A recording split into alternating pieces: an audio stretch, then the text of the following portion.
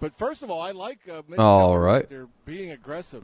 There were so many times we've That's seen, good. see a 3-2 That's breaking good. ball. There's But 2 down right here in at the Javier inning. Baez with the 3-2 heat. Oh, the MLB showing Ground for free? ball routine, nicely done. Oh, is it? Hold on, let me Smooth look. play by Cruz, flipping to Hayes. Is it one of the free games of the week? 97 at the knees. Jonathan Scope takes the strike. Oh, it is. Hell yeah. Never mind then. Live. Let me change something here. I guess the inning's over. Yeah, all right. The inning's over. Okay. Yeah, hold on. Let me remove that. This is Roundup Weed and Grass Killer with short shot. Let me This mute stuff the works. commercial. All right, cool. It's the same as yesterday. Just go on MLB.com and use that. It's a lot better. Let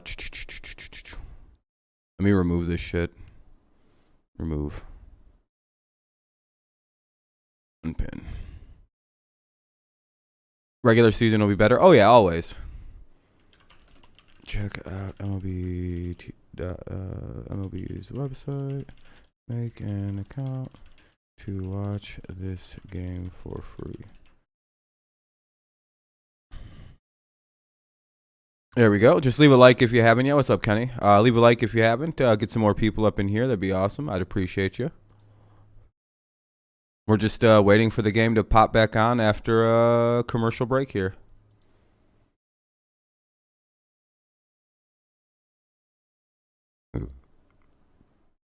All right.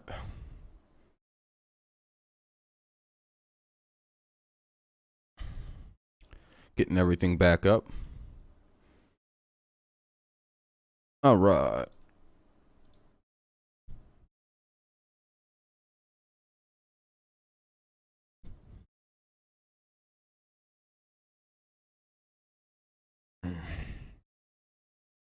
Actually, that kind of works.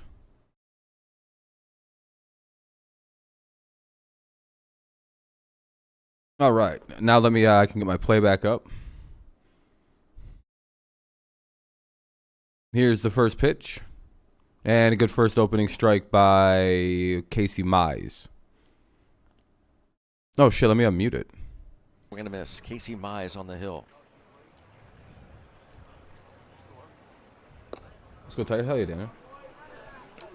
Casey Mize, former. Sweet, I wasn't able to watch yesterday, but how did the regulars look? They look pretty good. Badu hit a home run. Riley Green hit a home run. Had a nice year last year. Torque hit a double. It was pretty nice. Baez struck out, or not Baez, but Eduardo Rodriguez struck out 3 in 3 innings. It was pretty nice. Brian Hayes, 257 good effort last year. And 96 games. Hopefully everything's a good mix of audio and everything for everybody. Out rookie campaign. 2-2, hit 376, his first taste of the big leagues. But, again, all right, is everything good audio mix-wise? Hopefully. He is caught looking. Saw a clip from Corey Seager. Yeah, Corey Seager hit a home run. Yep.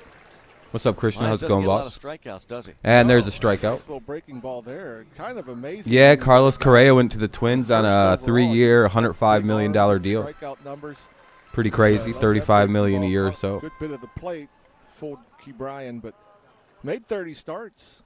He's going to stand out. He's going to be the only person that can hit around 300 in a lineup of guys that hit about 205 for a career. About 1 per inning. That's well below that. Brian Reynolds. Basically a monster fish in a very small pond.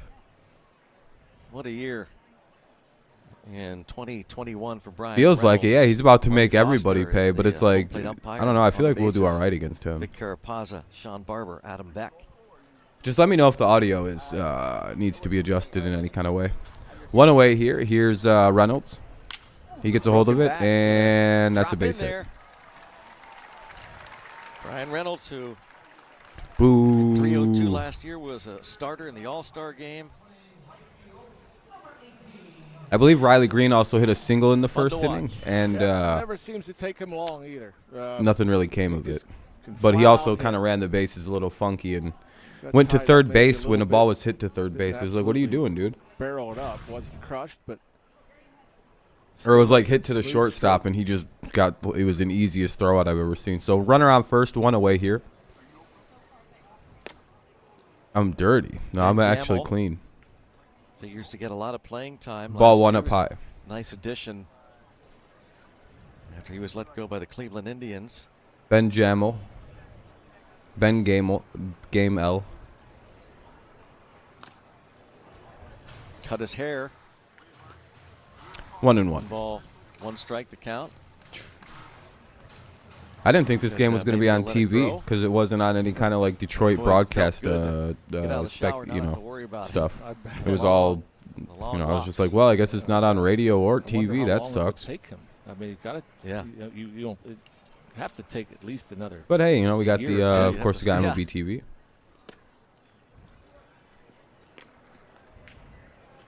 2 balls, 1 strike.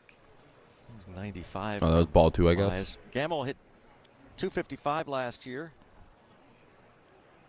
8 home runs. Well, it was kind of weird when all of a sudden a team like the Orioles were in contention to sign a player like Correa. So it was like, well, maybe he's going to go to a small team if they just pay him all that money. Tip of Torkelson's glove. And it sounds like Minnesota gave him exactly what he wanted, right? A short contract with opt-out after 2 years, a high amount of money.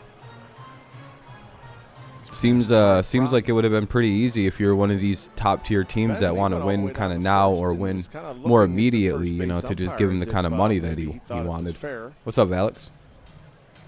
What the hell, did my chat stop?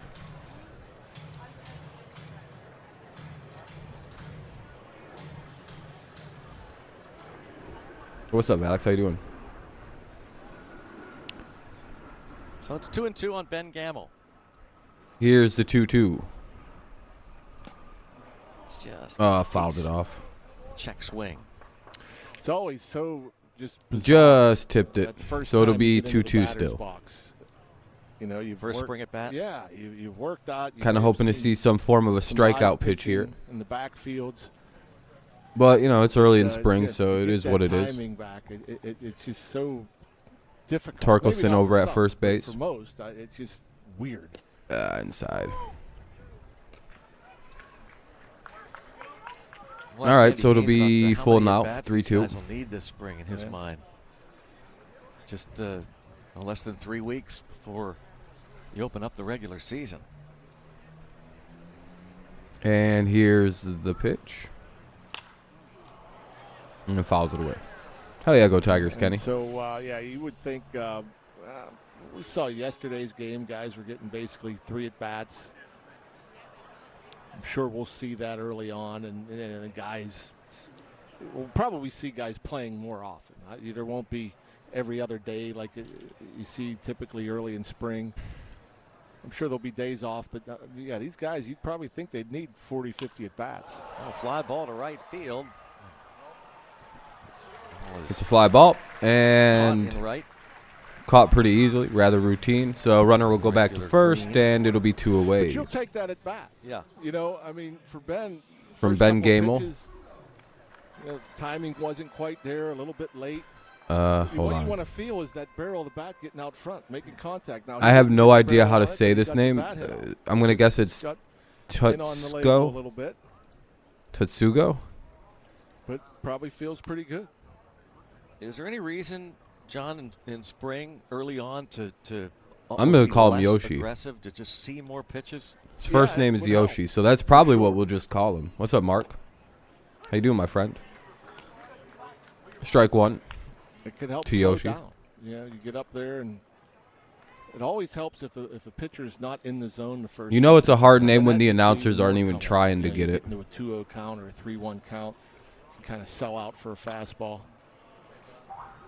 Well, we didn't know if we'd see Yoshi Tsutsugo wearing the black and gold. Tsutsugo. Okay, I got it now. Tsutsugo. It was a nice pickup. All I got to do is hear it one time, and I usually can pick up the name. But, Yoshi's a arguably much cooler name to go by if you're Tsutsugo. Seem to find things in their minor league system. All right, 0-2 count here. Let's see what the pitch is. Setting up high, and a little too high. Ball 1. Ball and 2 strikes on him. Ball and a couple strikes, 2 away, runner at first, no score in the bottom of the first. Pretty slow start to the game, but I mean, it's, you know, spring training. What do you expect?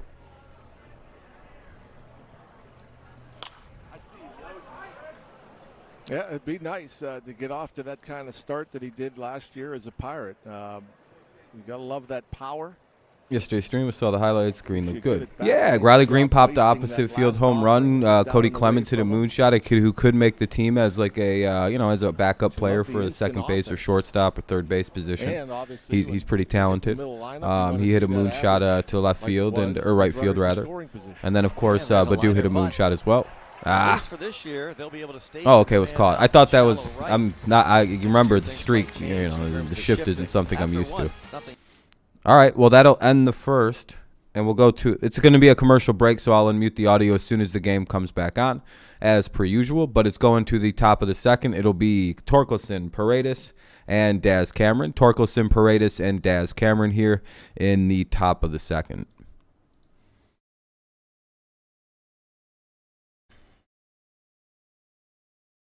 No, it's not, Sam. It's on MLB.com. You can just go there and make a site, like an account on their site, and just watch it for free that way, because it's one of their free games of the day or whatever. Yeah, Pineda seems like a pretty low risk signing. I mean, it's very inexpensive, and if he's good, he's good. If he's not, we just can get rid of him. You know what I mean? Pretty low risk. And then of course, yeah, you're right as well with the Chaffin signing. That seems also very good. He's got really good numbers, like almost like, oh, something's got to give with those numbers, right? Like they're not actually that good. Well, what is it, like a 1.9 ERA, and he's like a monster against left-handed pitching. Like he's like a almost unhittable beast, which is, you know, pretty nice.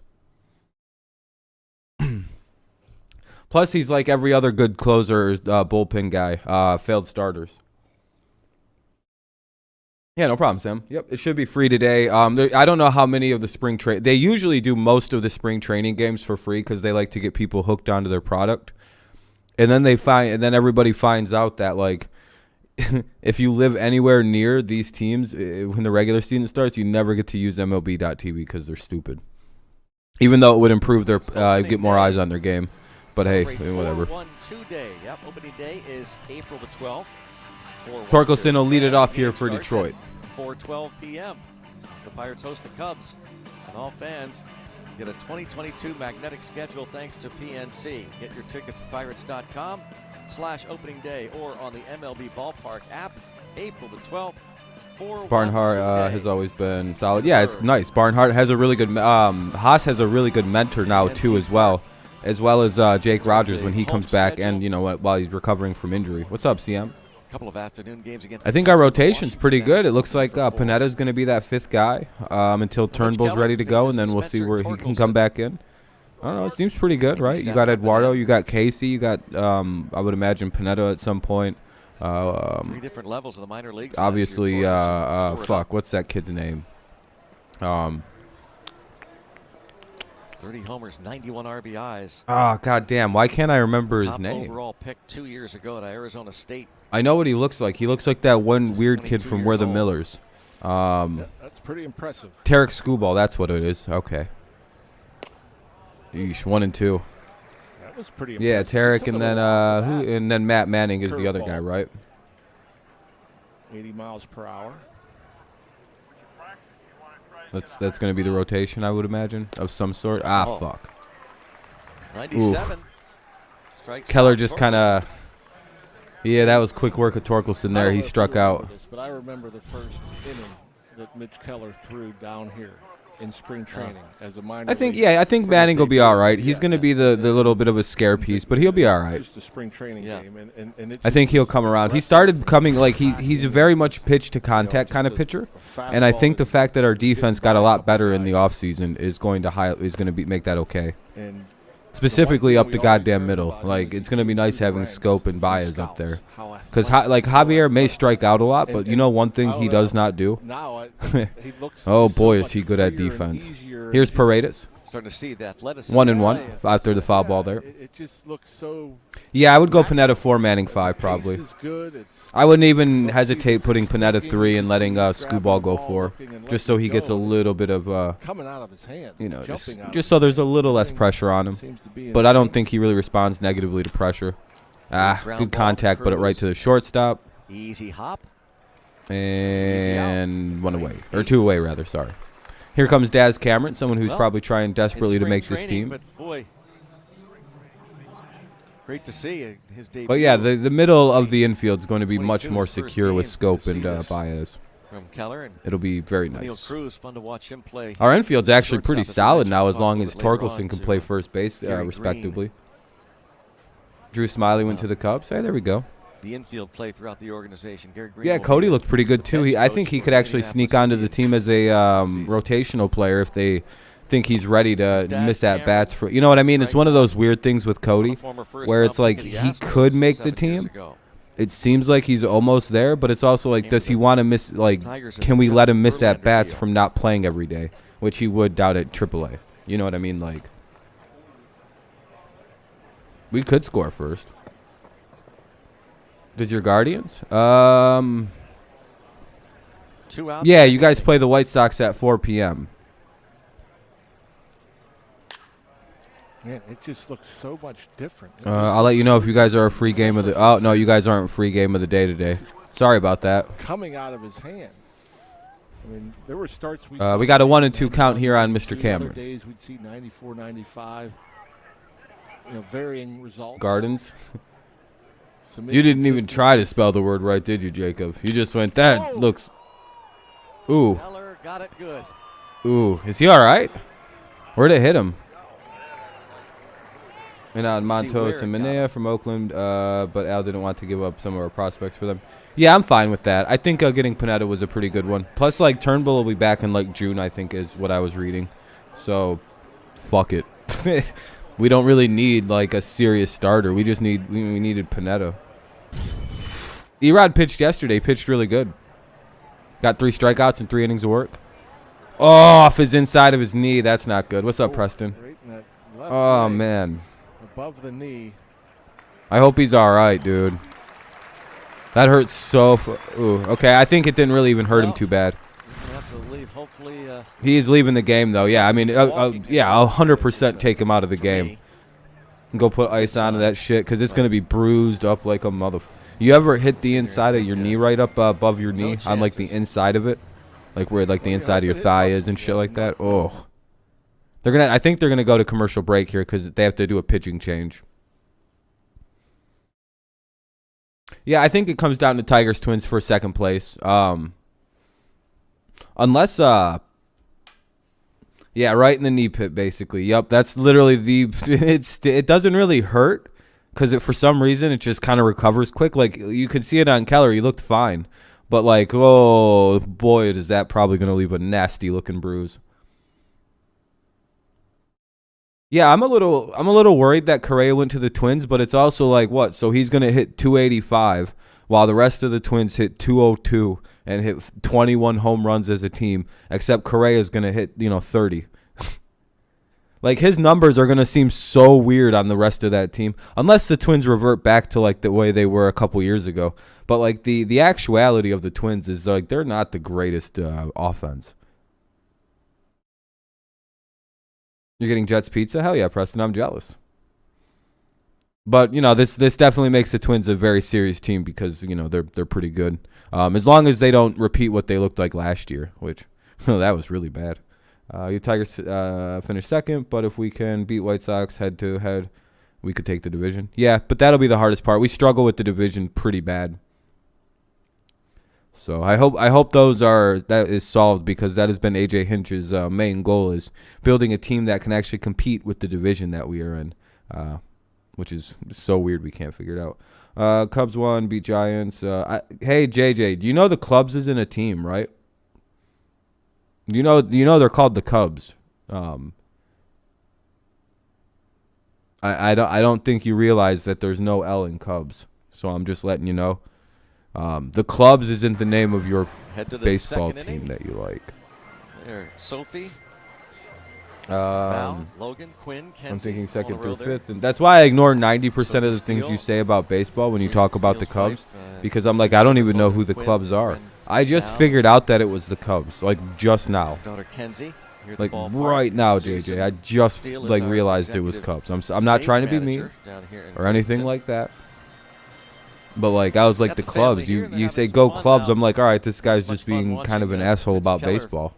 And then now I'm like, oh wait, yeah, okay, the Giants and Cubs played yesterday. I get it now. 7 wins in the minors last I'm thinking year. second through fifth in the division might actually be really close at the end of the year. Back and forth, 13. Yeah, more than likely. I don't think there's a big talent gap because the Royals improved really good. I think we've improved mightily. I think the Twins have improved, and the Guardians are, it's Cleveland.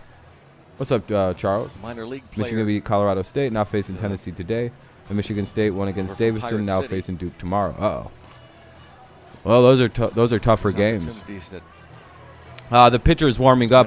They had to bring in a new one because Keller got hit in above the knee on a comebacker that put Daz Cameron to first. But so we have a new pitcher in. I didn't get his name. The heart got to be racing a little bit. You'd think. I mean, he's down there just kicking back, thinking, "Oh, I got a day off. Go over to be calm, watch a game." Viao. He's got a weird name with a lot of with an EAUX in it. By the way, do you know? I do not. He's a Michigan State product. They did. VIEU. Or talk about that as Cam I don't need a few more pitches here. Pirates Luxury I can't Suites, say that for name. Celebrating a special occasion or entertaining a VIP client. PNC Park's Luxury Garneau Suites is up. True home field advantage. See what I mean with the EAU? Like, I don't know if that's VU. Vow? V? VO? I mean, it could just be VO. So, do I think Daz makes it? I don't know. I don't know. 2016. AAA for sure, but I don't know if he makes the major roster. But he might as like a backup outfielder for everything, because you can play all three potentially. And he's going to join us, by the way, in the 5th inning. Mr. Blass is here. But I also think that you got to contend with a couple other guys like Hill. Day at the golf course, he shows up. Do you think Borg? So far, yeah. I think Green seems like he's gonna make it. He's literally not gotten out yet in his at bats. Torkelson maybe too, just because he's a little older and he seems like he's ready to go. I do personally think a large part of the reason why those two didn't get called up last season to finish the year is more the fact that they couldn't play in they couldn't have a full spring training if they get called up because they would be part of like the major league union. So keeping them in minor league baseball allowed them to report to camp before everybody else till the lockout ended. So that's probably why, if you're wondering if like your team specifically didn't bring up certain players, like like a Torkelson or Riley Green, just to give them a taste of the majors because it's the end of the year, like traditionally always happens. It's because they wanted to make sure that they got a full spring. After the season from the Reds. That's why you've seen a lot more guys from AA go play in AAA for the first time in a really long time, because traditionally guys from AA don't go play in AAA. Normally that's just a place where a bunch of typically that's where failed prospects go, and I don't mean that like shittily, but like, or guys who need a little bit more work after AA. But like typically, if you're in AA and you're like a top prospect, you're getting called up to the majors as soon as you show you can hit the fucking pro pitching. They're like, yeah, let's call them up to the majors, and most of those guys do fairly well. It's it's like Casey Mize. I don't think he actually ever went to AAA. I think he went from AA to the majors. It's like, oh, okay, he can pitch. It's just. And to give way to somebody, looks over at Cruz, and Cruz looks at him. And that'll be the third out of the inning. Garneau flies out. It'll end the inning, so we'll go to the bottom of the second with no score. Let me see who's due up.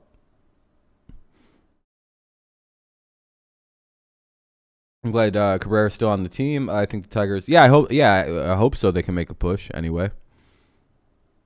I know we're early in the spring, but who do you think will make the team this season? Compared to Like all 25 roster spots? Like, is that what you want me to do? Like, I feel like that's a lot of like random predicting and a lot of random thought that would have to go into something like that. Hey, by the way, thank you. We're up to 11 likes. I appreciate that. It's very, very kind.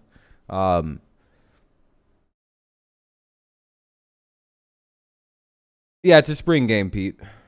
Or Pate. Like rookies. I think, by the way, it's only muted because it's commercial break. I think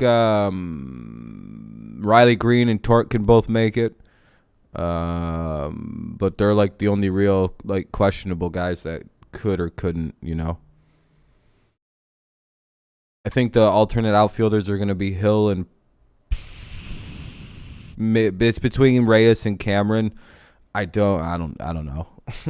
Whoever has a better spring. I think there's very few position battles going on, in all honesty. I think Willie Castro's fighting for his life to stay on the team. I think Cody Clemens and Harold Castro are in kind of a battle for the backup infielder job, but I think they both could use it because Harold's got a little bit more utility across it than I think Cody might. But, I mean, we'll see about that, like, ultimately. My nose itches. Pineda, he's low risk, high reward. Like, it doesn't hurt us to sign him, and it doesn't really help. Like, it's kind of a neutral signing, you know. It's for the first time in the big leagues, but not the first time in his life as a baseball player. He's from Fort Myers, Florida, and today he has a bunch of family and friends here. He went to Bishop Monroe High School. Oh, thank you. We're up to 14 now. I appreciate that. We're almost to our goal of 20 every stream, so I appreciate that on these. Got started and got going for him. He was a stud. Yeah, I like that. I like that. I'll be right back. I'm gonna go blow my nose. It's really Josh and about 9 family members, including some of his boys. He said that number would be north of 15 or 20 had not been for a baby shower, Greg and Rock, that has taken place down at Fort Myers. So Daniel Vogelbach, for the first time in his big league career, having spring training in Florida. Remember, he's always been with Milwaukee and Seattle, and they all had their spring trainings in Arizona. So just a quick, short hour-and-a-half drive for the Vogelbach family to come here and watch him play for the first time. Part of the crew there, Robbie. Vogelbach out of the University of Florida.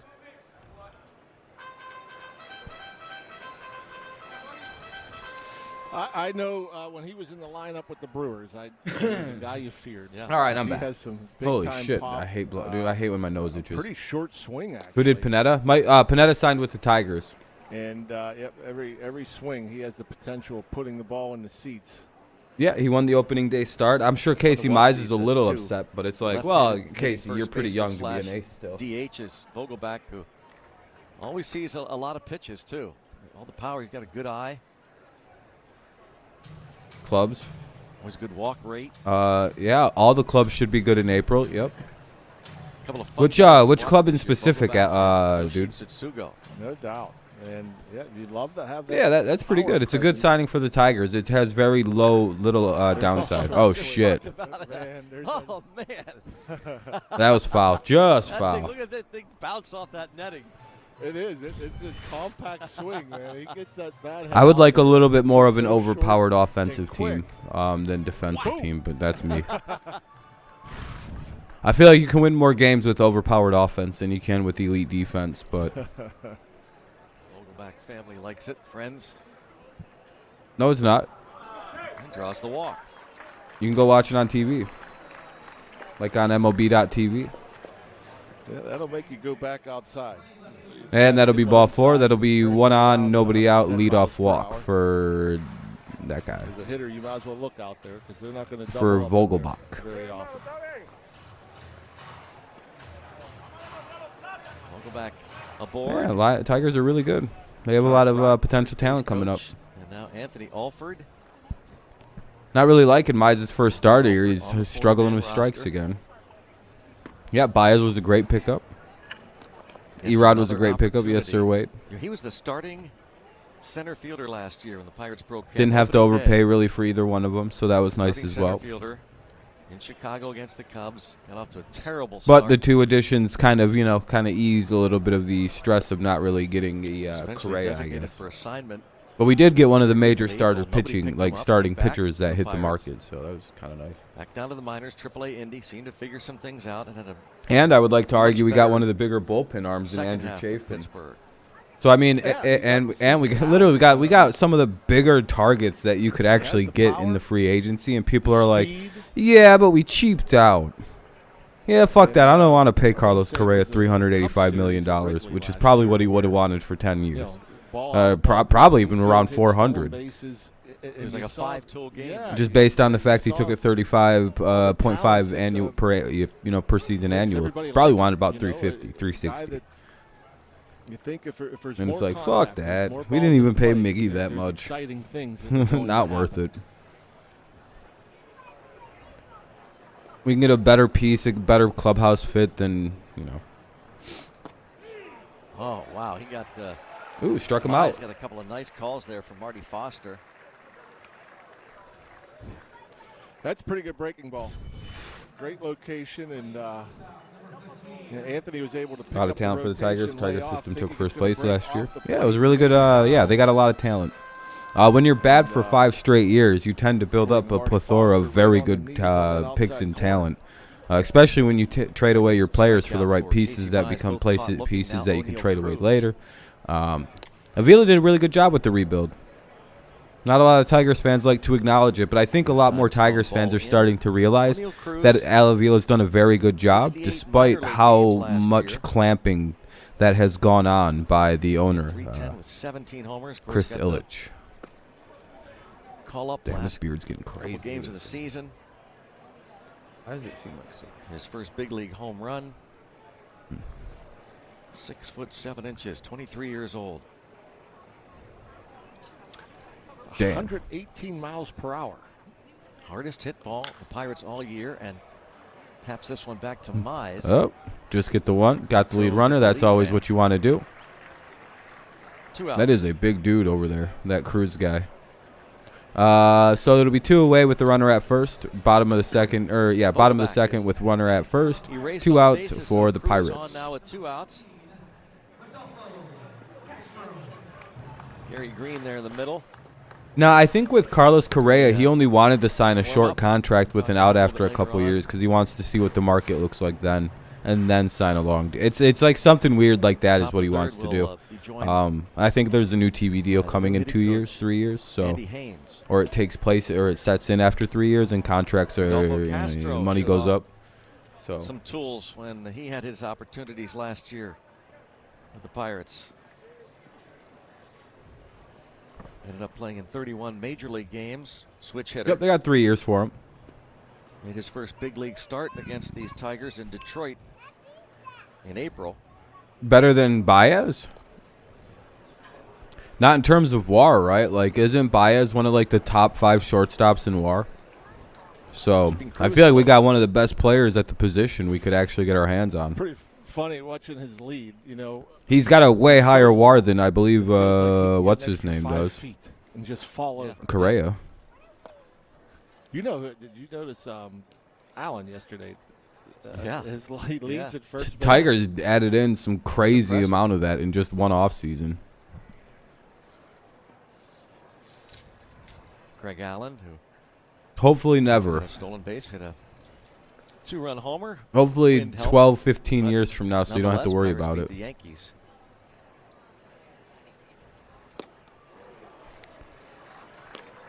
I wouldn't say the rebuild's quite over because they still hemmed and hawed over trading prospects. So the Tigers still feel themselves probably not quite out of the woods yet, but they're right there. Is the attitude I get when I'm thinking of and looking at the Tigers.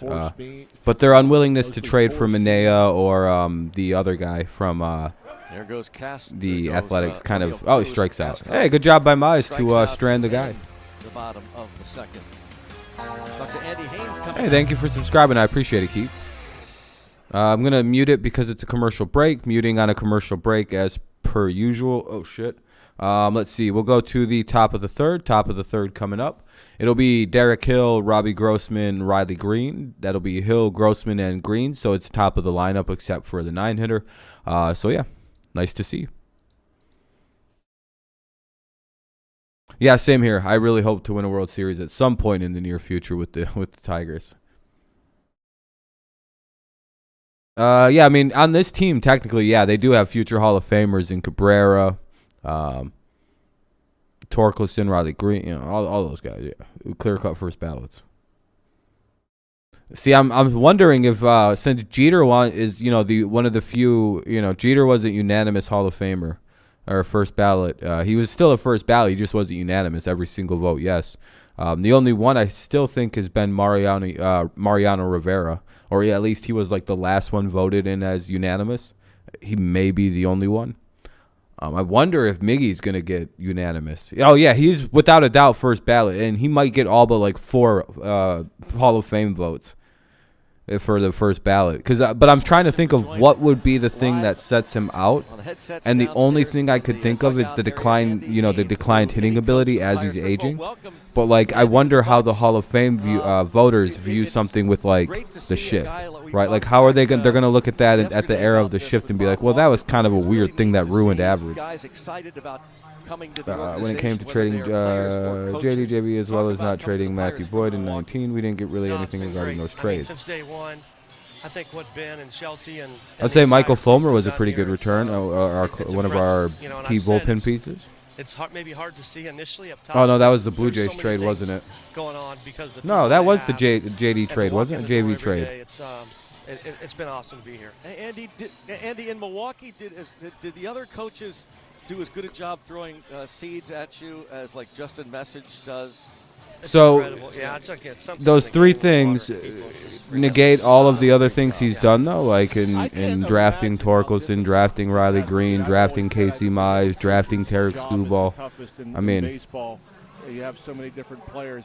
This year, you're not. You got to admit, at some point, though, it's also not. Is it really like Al Avila's job or fault that like Franklin Perez's arm exploded? How's that gone for you?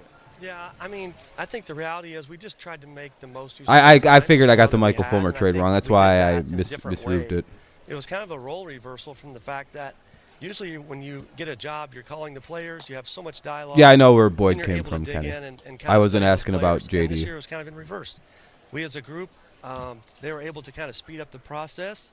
I could study those players. We had so much information for them. And then I get to listen to the players. You can't really predict how trading for prospects is going to go, man. Yeah, like, you can look back on it with, like, fucking retrospect and hindsight, but, like, David Bednar you trade for one of the best pitching prospects in baseball and you expect him not to blow his arm out and never be able to pitch again. We're just talking, Andy, about, like, oh boy, fucking, I knew Franklin Perez's arm was about to fall off, so I knew that was a bad trade. No one did. His fucking elbow exploded, or his elbow or his shoulder kept getting hurt. He can't stay healthy. I mean, it's like one of those things where it's like, yeah, could you maybe predicted it? I don't. Maybe. Maybe better now. It's easier to predict a guy might be on the way to an injury. Might be easier to do that today. That's gone. Hey! Oh no, never mind. Flew out at the. Oh, is it gone or did it fly out? How much action do they have on defense? Okay, it was an out. I was like, dude, these announcers aren't really helping because the ball was caught at like the base. I don't think there's an exact number because you can't box yourself in of how you get there. Is there enough? Yeah, exactly. There's been a number of things, but it's like 35 hitters that you're working with. I don't know. It's hard for me to figure out how trading for prospects is always. Is there enough, should he have known? Fields? There, obviously, a lot of cage work, but they get enough work in. I kind of understand the pitching thing though, because there is warning signs, right? Like there is actual warning signs about arms blowing out. But it's one way I'm going to be able to lose some weight before the season starts. We don't eat. I mean, we don't stop. So. And then Jake Rogers was starting to kind of look like maybe there was something there. Then he fucking, then he blew it. Then he has to get Tommy John. Which I believe Jake Rogers was also involved in the Verlander trade. I mean, he's not that good, but I mean, at least he could catch.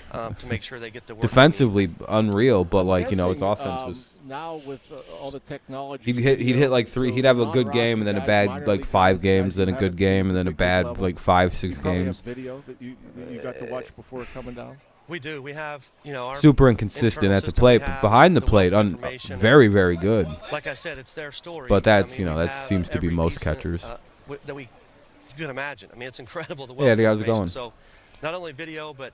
But now we got Barnhart and Haas is like a sprinkling catcher every so often, so that's not bad. Guys that help here.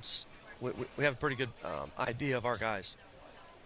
They had a really good offseason this year, I would say. Like getting in like guys like Barnhart, Panetta. That never happens because I think that Chafin guy was a really good signing. But I've said this as a coach. Your obviously Baez. What your guys need you to be. When I seen how much they want, like Correa wanted, it's like I don't know, man. You can get Baez and almost get the exact same thing, save like Baez strikes out a little more. Like that's like the major difference between the two. But like Baez plays way better defense, I would argue. Can't come from me. So that's our job is and what do we need really bad on this fucking middle infield? Some really good defense. I really do believe that we have to have a team identity. It's not golf. It's still a team sport. I've never I've heard lots of people say things about Baez like, oh, he strikes out quite a bit. It's like, yeah, okay, that happens. Welcome to the new analytics of baseball. Strikeouts aren't as bad as you think they are. In fact, if you're gonna get out, it's probably the way that your analytics say is the best way to get out. It's a completely harmless out. You can't get anybody else out when you strike out. Usually, just you go down. In the offseason and kind of agree with what you want to do. Is there? But I don't know how that works. I don't understand analytics. I'm like, well, if you hit a fly ball, I would assume that's the easy out.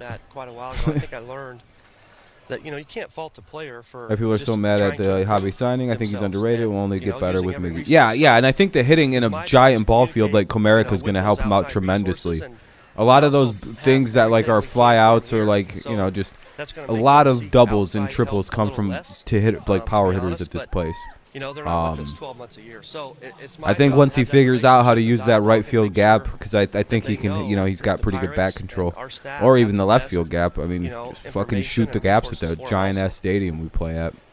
What about analytics? Everybody wants to know how any hitting coach, how deep in. I mean, I'm sure his home runs will go down a little bit, but I'm sure his extra base hits will probably go up. Yeah, for me, it's been a blessing because you never want to feel like it's your opinion or you have any type of guessing going on. So, in the analytics, I think when you read 1-0 here after the first pitch for Green. I just use it's their story. It's not. What's up, Prod? It's not mine. This information just tells your story, and here's the 1-0 to Riley Green. Of how we get to the best version of you. That'll be 2-0 outside. So I think sometimes it's a misnomer how it's nobody on, 2 away here in the top of the third, no score. As you want.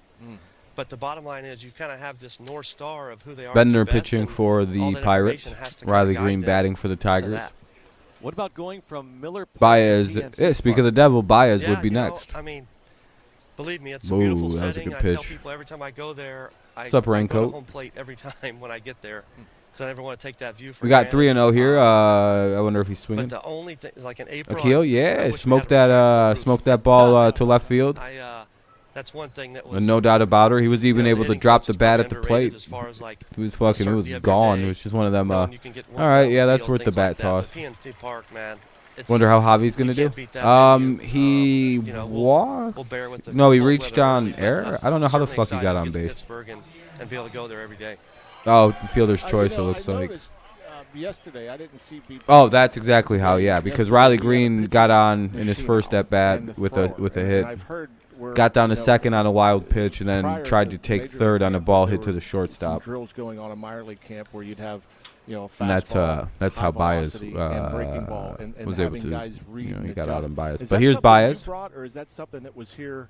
But like I said, I've never seen like two different speeds. It'll be strike one during BP. Yeah, I mean we work as a group, and I have things that I. It's funny that he looks just kind of like a weird skinny Mickey. It's like, huh. What these guys believe in, and I mean that's been a little more publicized recently, but I think the game's evolved a lot in the last. I think they want to use Cabrera at 3, right? Prepare for a game and practice and be able to offer our. Let Baez hit 4 or 5. It's been good. The players been receptive to it, and hopefully making the game. Because you want to have probably Green somewhere near the top of the lineup at a 2, because he's your typical 2-hit. Thanks, guys. But then you also have to consider where Jonathan Scope goes, and yeah, I have no idea how the Tigers lineup might look. We're going to go to the bottom of the third here. It'll be Perez, Hayes, and Reynolds. Perez, Hayes, and Reynolds for the Pirates. So it'll be 9, 1, and 2 for the Pirates. It'll be, Cabrian Hayes, this Mexican guy, Reynolds, and I think he's Hispanic anyway. I can't really tell with Reynolds.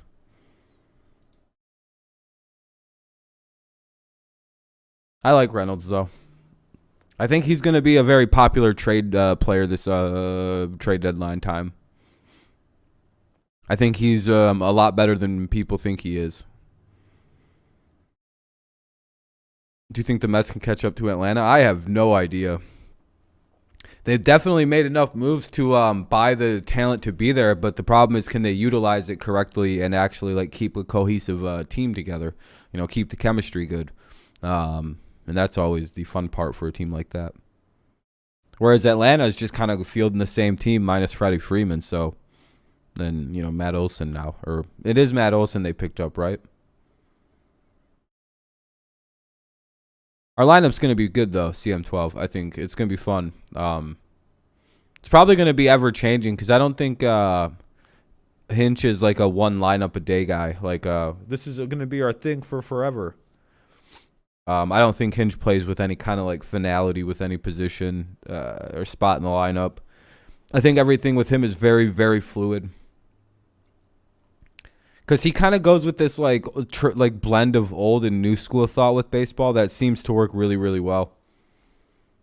Yeah, I don't think he wants any kind of like, you know, it's just he's kind of got, because the team is still developing, it's still shaping, it's still so new. There's no reason to like hold anything in any kind of like absolutes, I would say.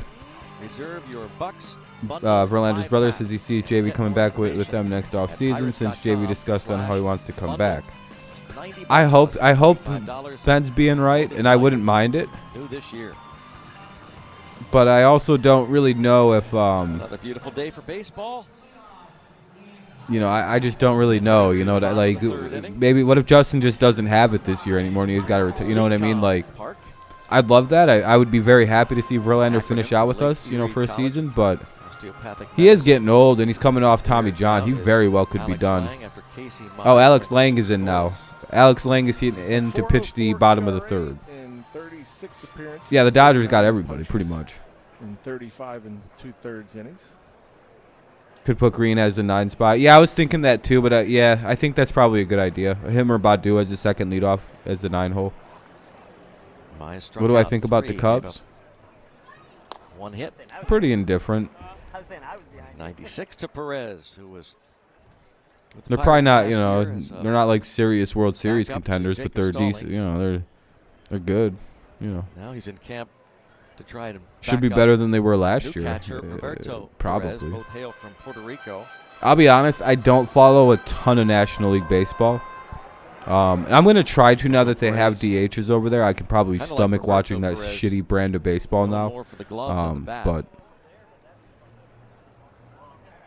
we'll see. Michael hit a .143 with 7 homers. What's the hardest team the Tigers can beat? What do you mean? The best team they beat is the Astros.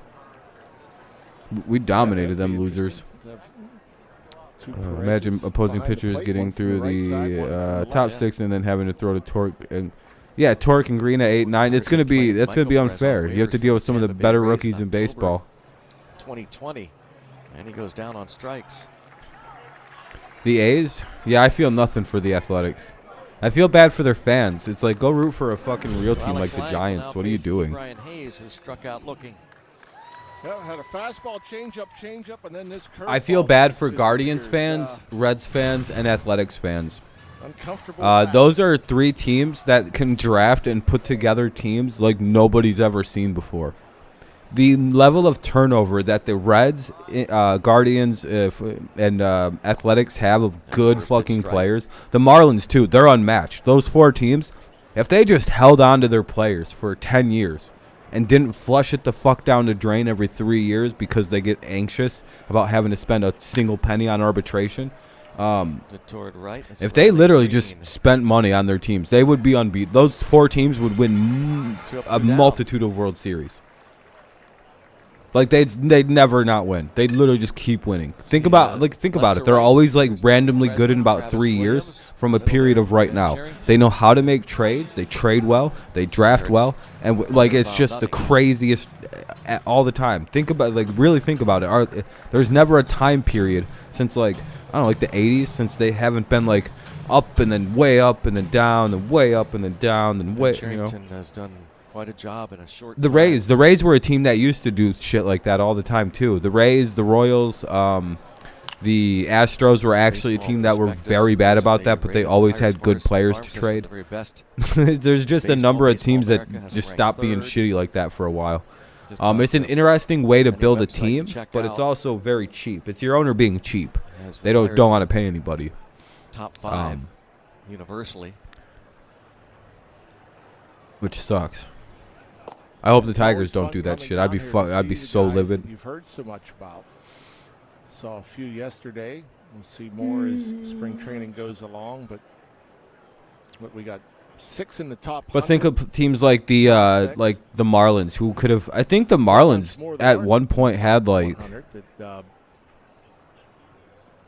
Who's that kid on? Like, it's just like a number of players you would just be like, whoa, whoa.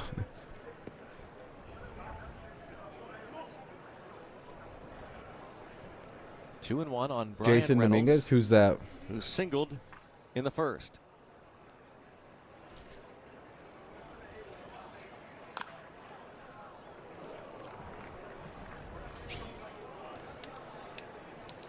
'97.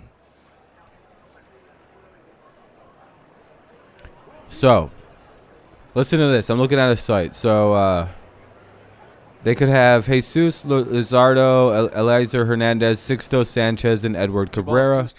They could also have Alcantara, Rogers, and Lopez. Man,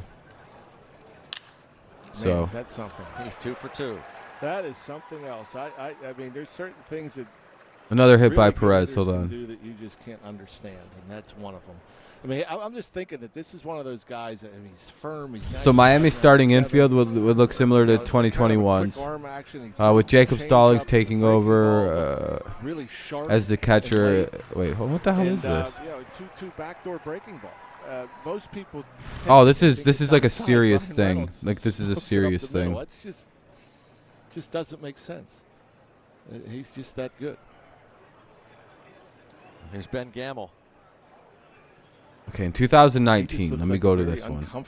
You're a Tigers fan? Same here. You get to do it because you live in Houston. It seems like Chris Ilitch is kind of cheap. It's funny to hear you say that because I guess some guys you can't explain. They could just hit, and that's all there is to it. It's really something. No, it's kind of as simple as that too, isn't it? Yeah. It's like he can just hit. You hear that a lot. This guy, he can just hit. I mean. Miami really had Marcelo Zuna, Christian Yelich, Giancarlo Stanton, Jake Marinsack, Colin Moran, D. Gordon, Justin Bohr, JT Realmuto, Derek Dietrich. And he's on it like he knew it was coming.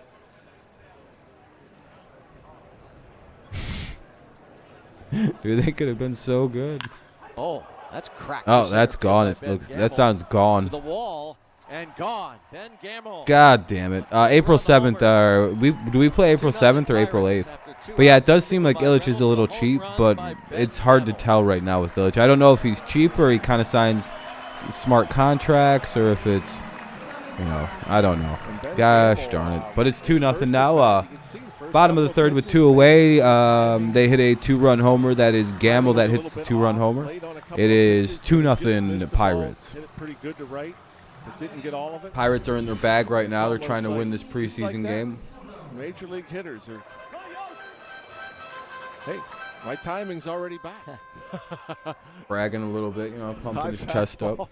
Straightaway center. I mean, I would brag too if I was homering in spring training. Oh shit. Yoshi Tsutsugo pops this one up to center. Tsutsugo, that's going to be a third out of the inning as long as Hill doesn't drop it, and that's it. Let's go to the bottom, top of the third. No, top of the fourth. We'll go to the top of the fourth here coming up. Top of the fourth coming up. It'll be Jonathan Scope, Spencer Torkelson, and Isaac Paredes. Scope, Torkelson, and Paredes. Due up here in the fourth inning. It's 2-0 in favor of the Pirates. Maybe the Tigers can get some of those runs back here in the bottom or in the top half of the fourth. Sorry, I'm very right now, very used to being them home because they were home yesterday. But they walked across the road and they're the away team today. You were surprised when the Sox won against the Rays in the ALDS. I'm not. I don't know. Red Sox are a very good playoff team. They're very, very clutch. Rays don't really feel like they're a super clutch team. Nothing against the Rays or anything. It's just, it is what it is. Seems like it's easier for the for them. For the Red Sox to cling on to something, especially in the last 20 years. They've been pretty remarkably clutch in the playoffs. You should know that if you're a Tigers fan.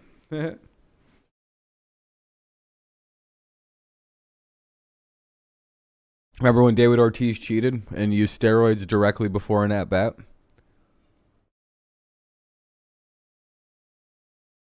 I literally watched him inject the steroids right before he swung. He said time and shot it, and everybody just gasped, and he went, "Shut up!" And everybody shut it up. A couple people started crying, and did. She said he pissed himself. If you don't remember this, you're probably just a little young from back in 2013, which I understand. This really happened though. Oh, we're up to 20 likes. I appreciate that. We try to hit that every stream when it's a live React Hangout stream like this. So I appreciate it. Thank you very much. Very, very kind. Very kind. Off the top Thank of you. His left thigh, but there's good news to report. Word comes out of the clubhouse that he was removed for precautionary reasons. He did. I was gonna say it had to have only really bad. It had to just be a thigh bruise. But anytime you hear removed for precautionary reasons, that is a good thing, Greg and Rock. So Mitch Keller appears to be okay. I was gonna say I already knew it was a thigh bruise. That's gonna be a big ass thigh bruise. We already said it's gonna be something like this.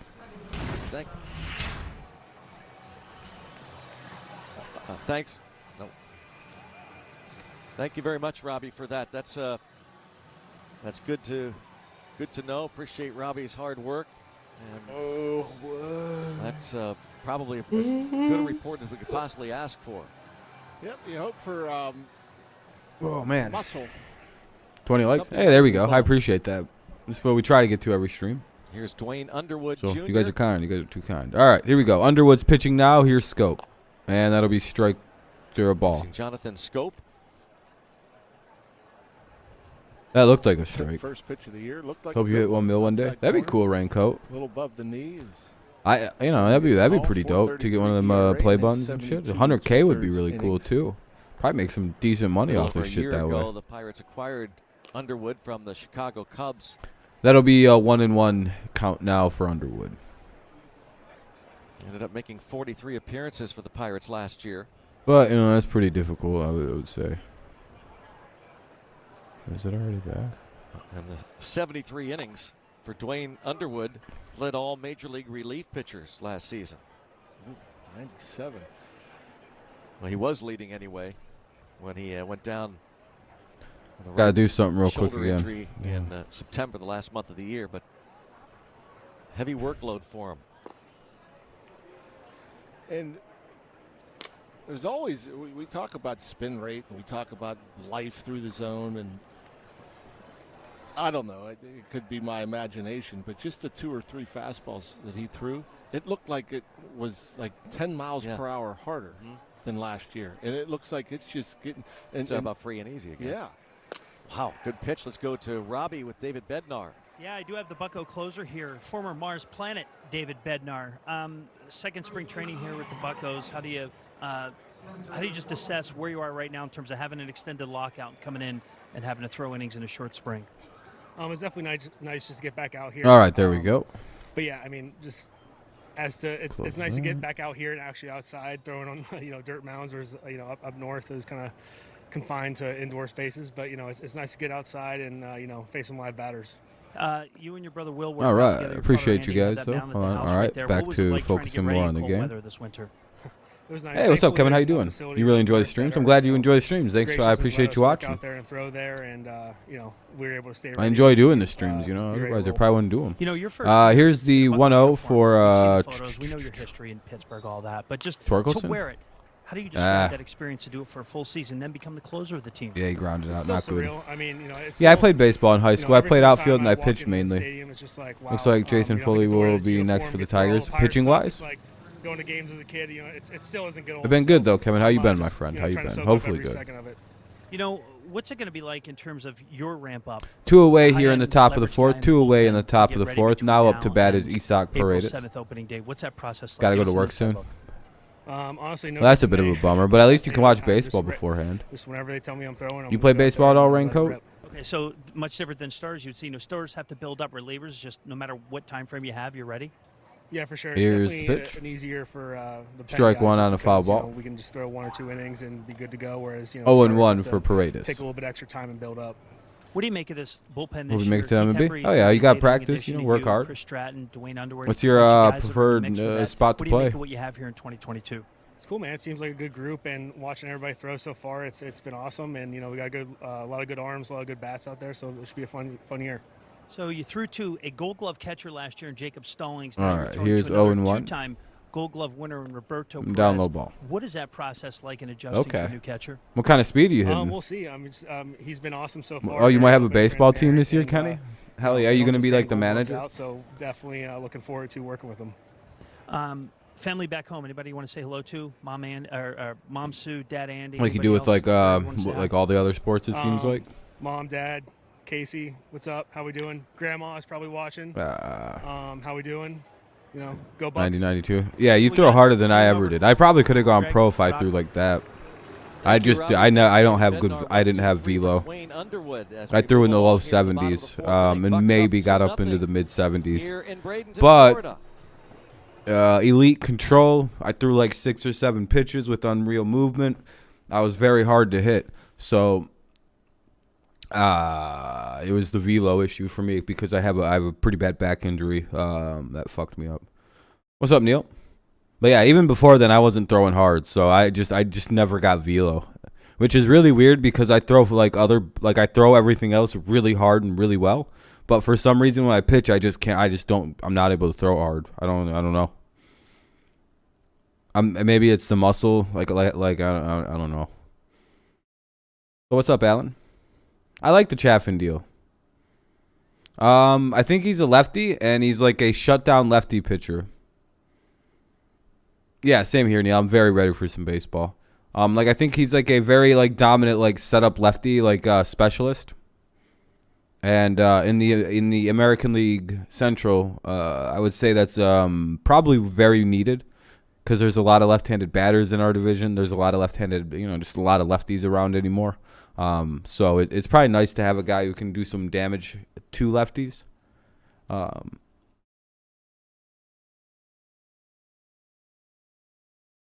Yeah, everybody's getting upset. Who are the most recent upsets? I seen that St. Cox or whatever beat. It started with Michigan getting an upset, and then it just hasn't stopped. It's a commercial break, by the way. Between the fourth, bottom of the 4th is coming up. It'll be Vogelbach, Alford, and Cruz as long as no one's getting pinch hit for here in the bottom of the 4th. The Pirates holding on to a 2-0 lead. St. Cox, yeah, that's a hilarious team. Half the 4th inning. Kids good for them. Younger can join the Buckaroos Kids Club. It's presented by Chick-fil-A. Your Buckaroos get member-only benefits all season Sign long. Up a little bucko. Buy one, get one Pirates tickets, Chick-fil-A coupons, Pirates gear, and more. Free and paid membership options available. Sign up now. Pirates.com/Buckaroos. Jason Foley is now on the mound for Detroit. Let's see what we got here. It's always funny when kids miss repeatedly, and it just keeps getting worse, and they just throw faster to the miss. Yeah, next time. There we go. Yeah, same here. I like the signing of Javier Baez. It's better than anything we've had up the middle in a while. Yeah, I play the show. I haven't played it in a while though. I wasn't a big fan of the 12 or the 21 game. It's fun, but it's I feel super limited.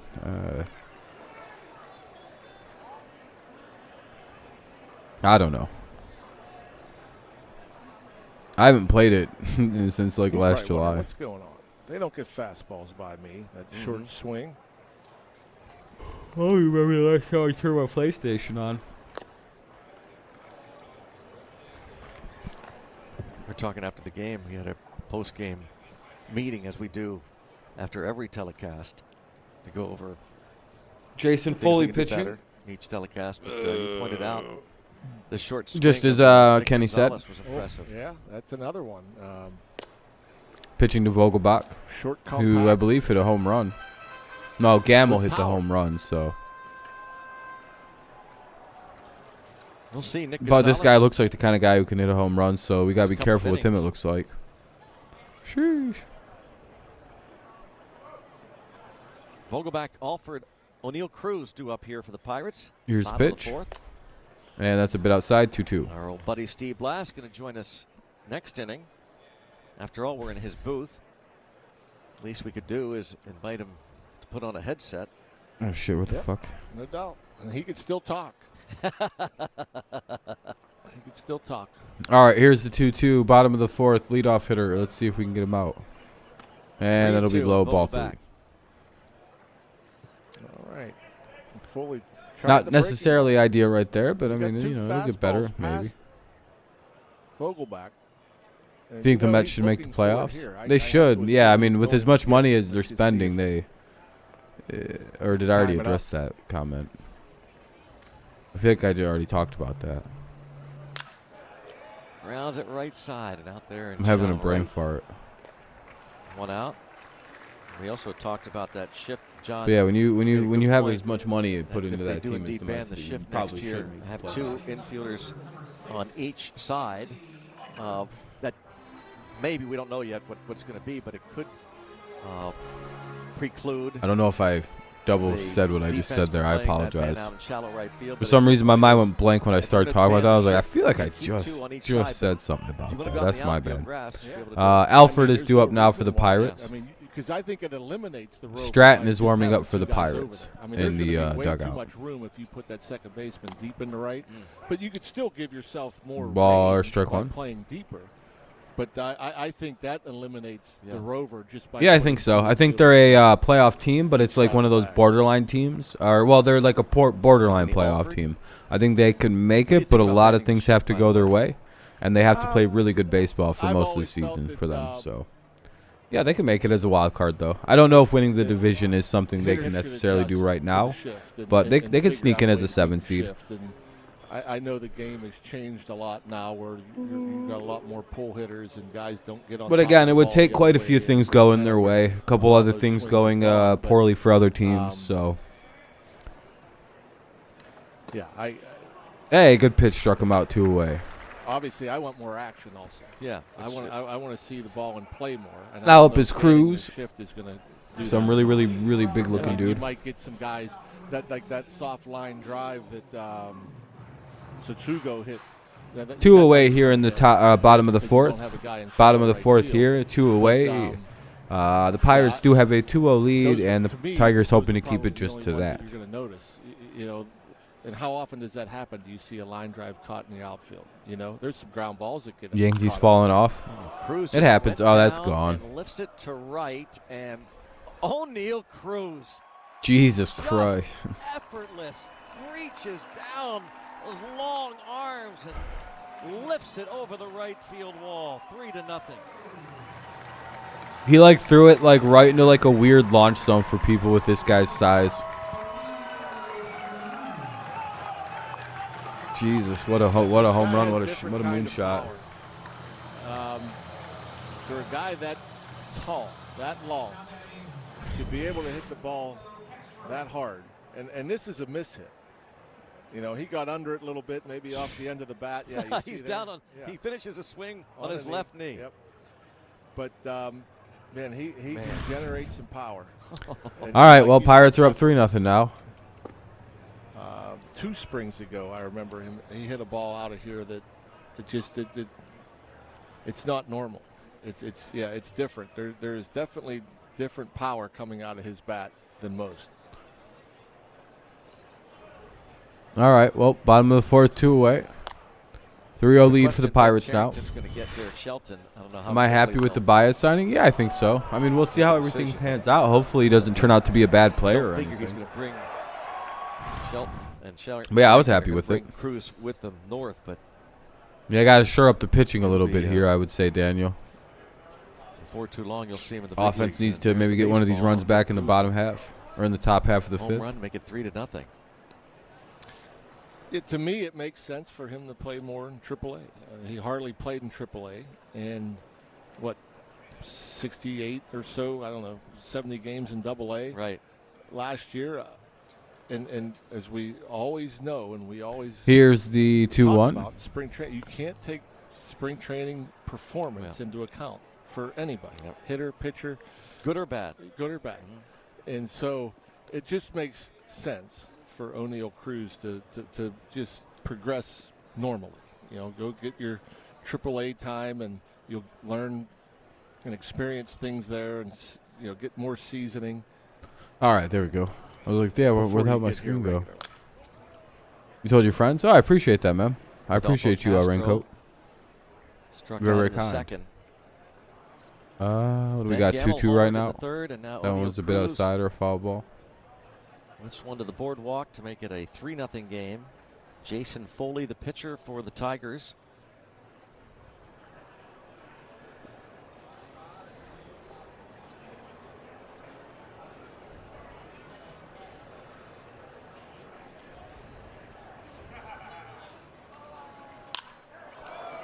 To right field, and the catch made by Riley Green. They had that initial nice pop off the end of the bat that makes you kind of go, oh no. Then it just kind of floated lazily to the right fielder. Another look. So, a little bit of worry there, but ultimately resulted in only 1 run additionally being scored to make it 3-0. Though it is now 3-0 heading into the top of the 5th. Tigers could use a couple runs here to kind of make themselves look alive here. Crazy game right now, Baylor versus NC. What's going on in it? Oh, the Mickey Mouse years? True. Dodgers never really won that World Series. I actually agree with that sentiment. There are far too many Mickey Mouse World Series titles.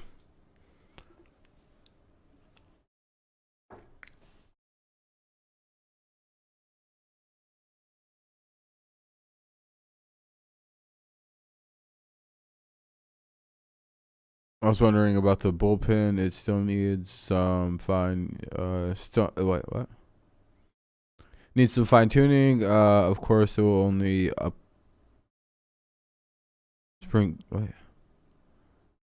It's still only spring training. Oh yeah, okay, I got what you mean. Yeah, Daniel, I actually don't disagree. Sorry. I don't know why that was so hard to read, dude. Ugh.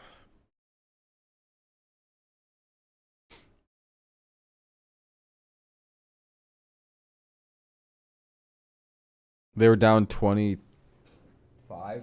Holy shit. It's a 19-point comeback, almost. Or, they're at a 19-point comeback.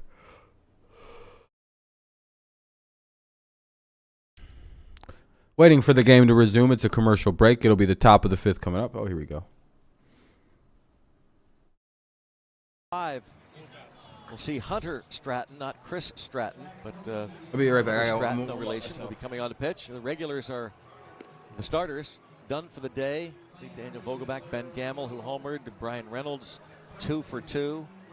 Pirates leading it 3-0. The home run for Gamble, and then O'Neal Cruz moments ago went deep. Let's go down to Robbie right now. The 2021 All-Star starter, Brian Reynolds. Your son, Reese Scott, hanging out here, getting bigger. What's it like, dad life this past offseason? Oh, it was great. Getting to have a lot of time at home. Maybe a little too much time. But, it was good to be able to spend a lot of time with family and see Reese get bigger and, be around all our friends and stuff. It was great.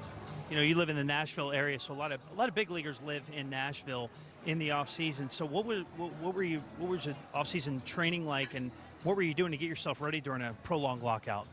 I put a little weight room in my gym, or in my garage. So I had a little garage gym, so I'd do that in the mornings. And then I'd mix up hitting.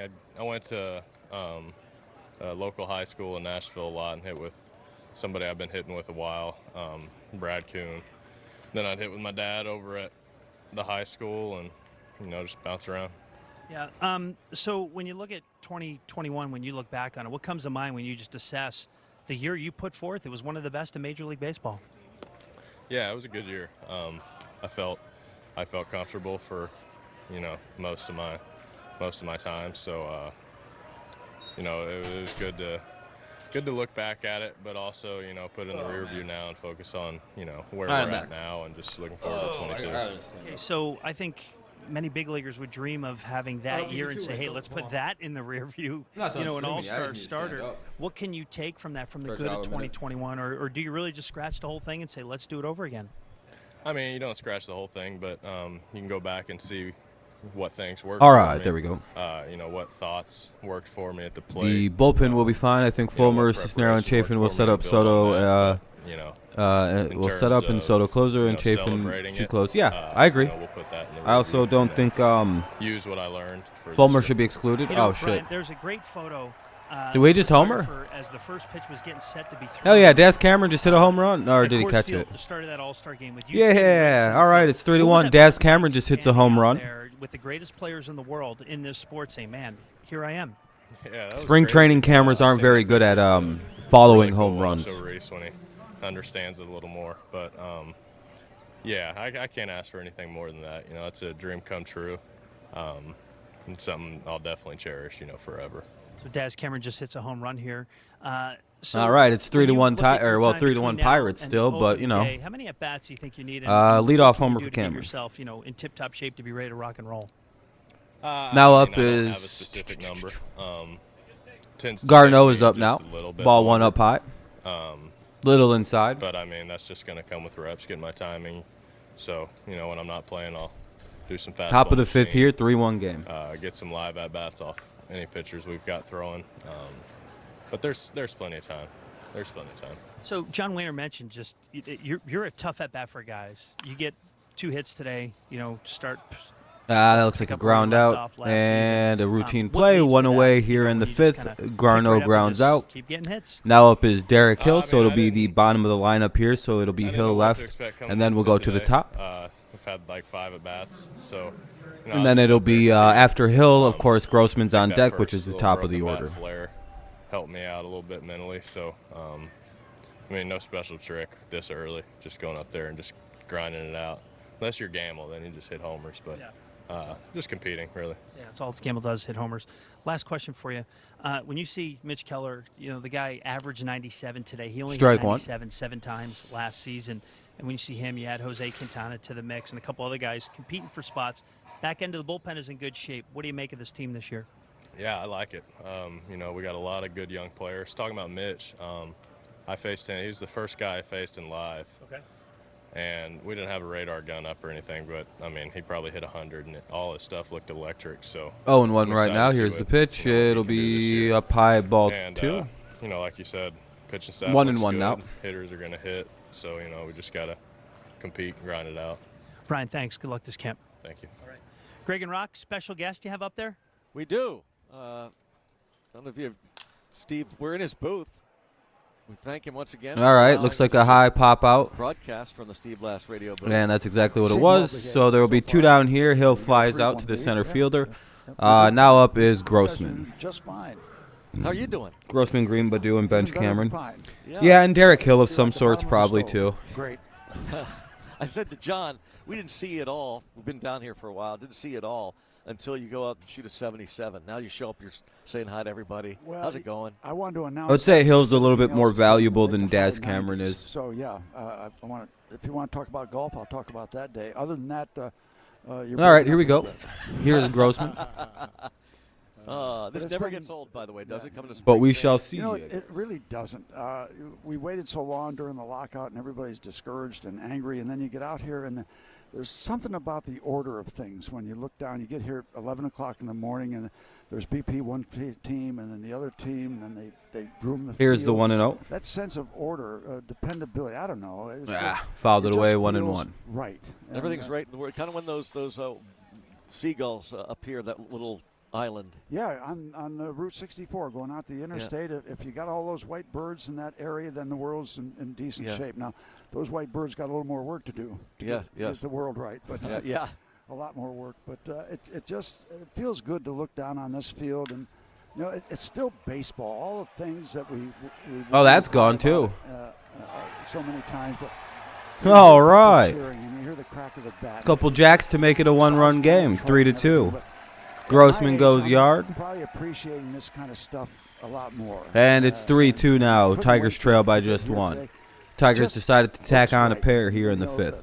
3-2. Pirates still lead, but now we'll see Riley Green come to the plate and a chance to, crack it to represent the tying run. I guess he is the winning or the tying run anyway. It's baseball.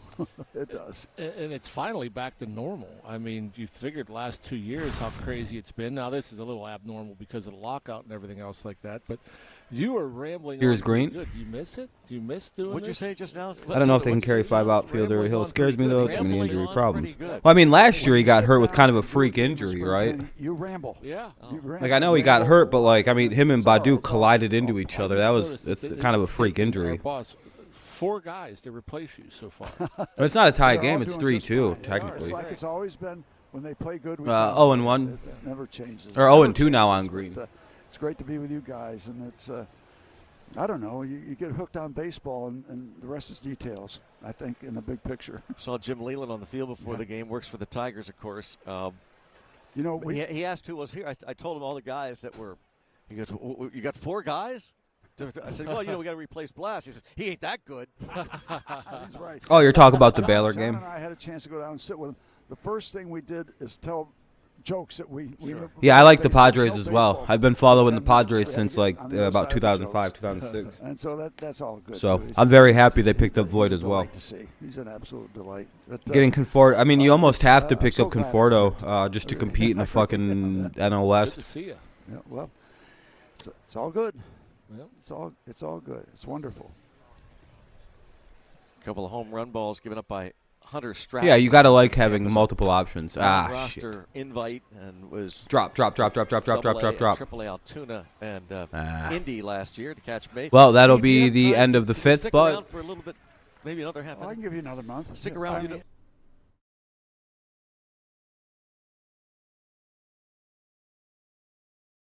All right, we'll go to the bottom of the 5th. It's going to be a commercial break, so I'm muting the audio.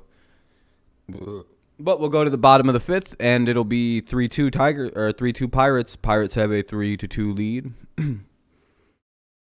Tigers trail by 1.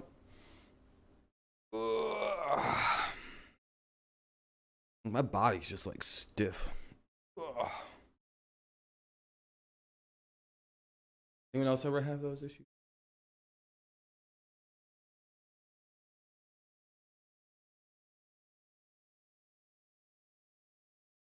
Yeah, I still have a perfect bracket. I'm not revealing my bracket till after the tournament, but let's just say my bracket's perfect and I haven't gotten a score wrong yet.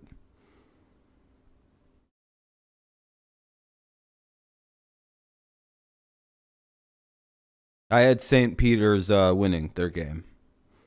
Funny name, so they won.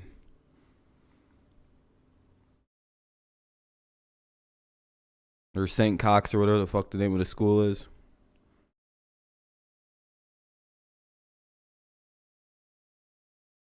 Mets look good in the National League, but don't count out the Dodgers and Cardinals as a sleeper. Yeah, and the Padres should be pretty good. As long as they don't mid-season, end of season collapse again like last year. This game's moving along at a steady pace compared to yesterday's 3.5 hour marathon.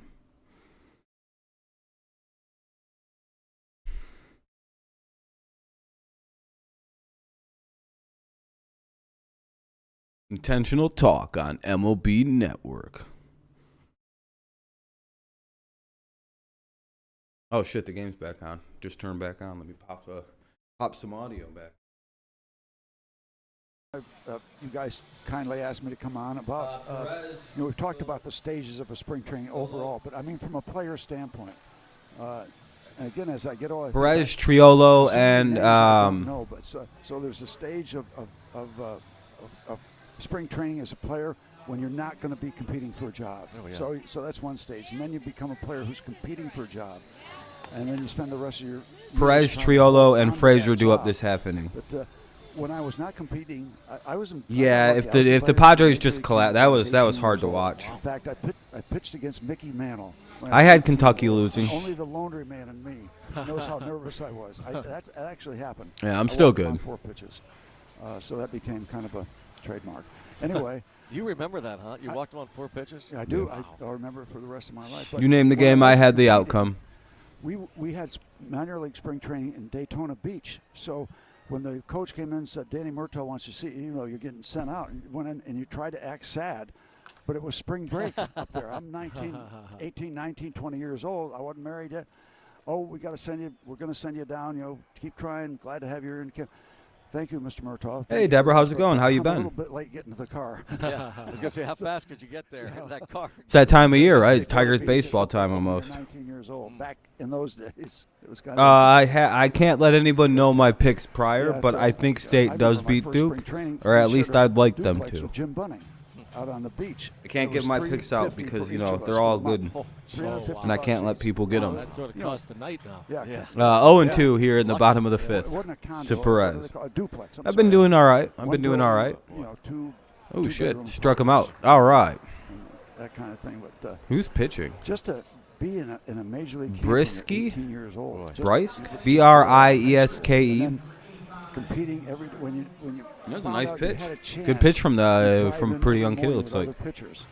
Okay, what's this guy like? Is he hurt? Which game is on right now? Oh, the Baylor and Tennessee one that Kenny's talking about? Or Baylor and... You do a roster check. Oh, I'm very much ready for opening day.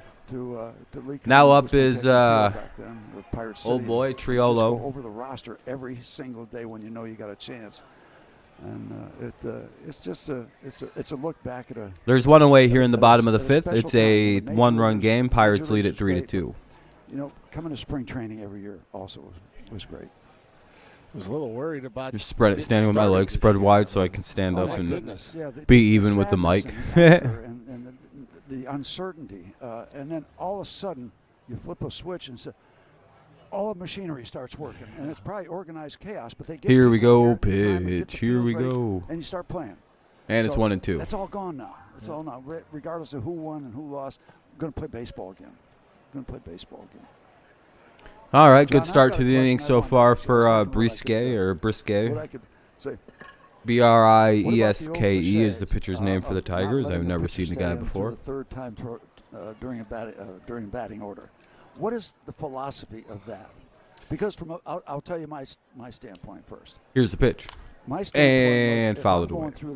Thought he might have swung through it. Because if I'm there for 3 rounds, fouled it into the glove, which would have been hitters. But it's always ideal, I guess. That would have been probably the better situation. Have the advantage, so a lot of managers want to get the pitchers out of there and don't go through the lineup the third time. Well, I think more than anything, the reasoning for that is the stats. Well, that should have been a strike. Struggle that third time through. The average goes up. That's the not ERA a good goes call. up.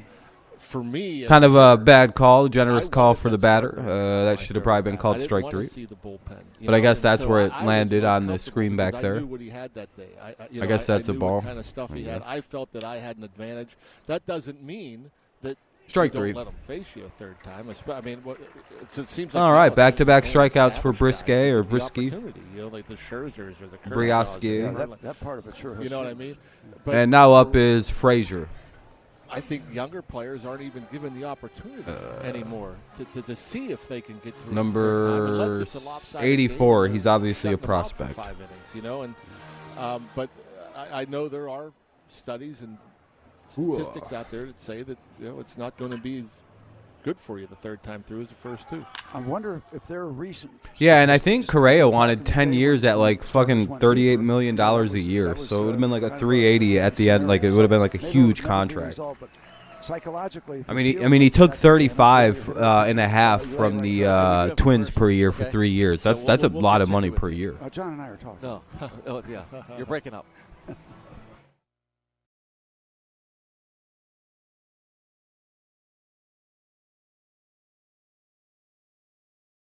All right, well, we'll go to the top of the 6th. Top of the 6th coming up here. It'll be a 3-2 game still. The Pirates won't be able to extend their lead at all.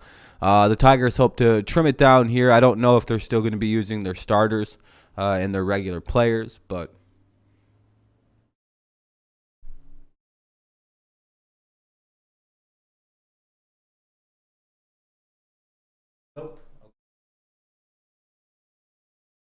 It'll be Short, Lopez, and Torkelson batting this inning. So it looks like Zach Short, Torkelson, and And Lopez. I think he's got an opt-out after next year. I think it's an opt-out after 2 years, I thought. But yeah, I'm glad we didn't take Correa in either. He clearly wants to get out of that deal because I'm pretty sure in 2 years there's a new TV deal for baseball. So contracts and money be able to be spent. It's going to like explode.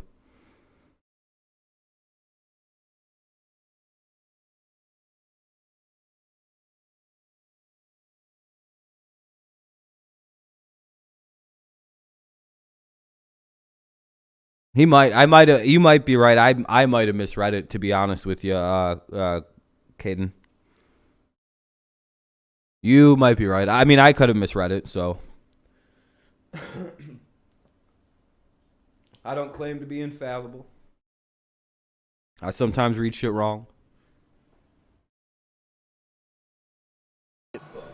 3-2, go to the 6th inning.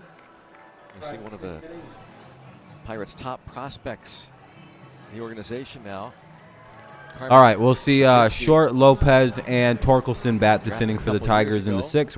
We're on the part where a lot of like the maybe guys make it, guys trying to get a good look at them. At his first taste of pro ball last year, that combined A ball and the AAA Indianapolis, Greensboro and Indy, those numbers. A lot of strikeouts for some innings. Steve just Your talked team about didn't need home. I don't have a problem. Wait, what? Talked about the different phases of spring training. But I'm confused on what you mean. What it's like for players, what their thought process might be if you've made the club, if you're a veteran or whatnot. Here's a guy who got no shot of making the big league club, but this is maybe one of the few opportunities he has. Who knows how many chances he gets, especially in abbreviated. Yeah, that's the same way I look at it. Like my team could have used him, but when we got Baez, I was just as happy. I was like, cool, we get a guy that's arguably better at defense and is barely beneath the guy on offense. So okay. Get sick to my stomach or anything crazy. Like you have to take like a little bit of an L on the offense, of course, because Correa is an offensive machine. But like Baez is literally like I've never once heard somebody say, "Yeah, I wish Baez was a better defender." Literally, it goes, "Yeah, I mean he maybe strikes out a lot, but I mean his defense makes up for it, right?"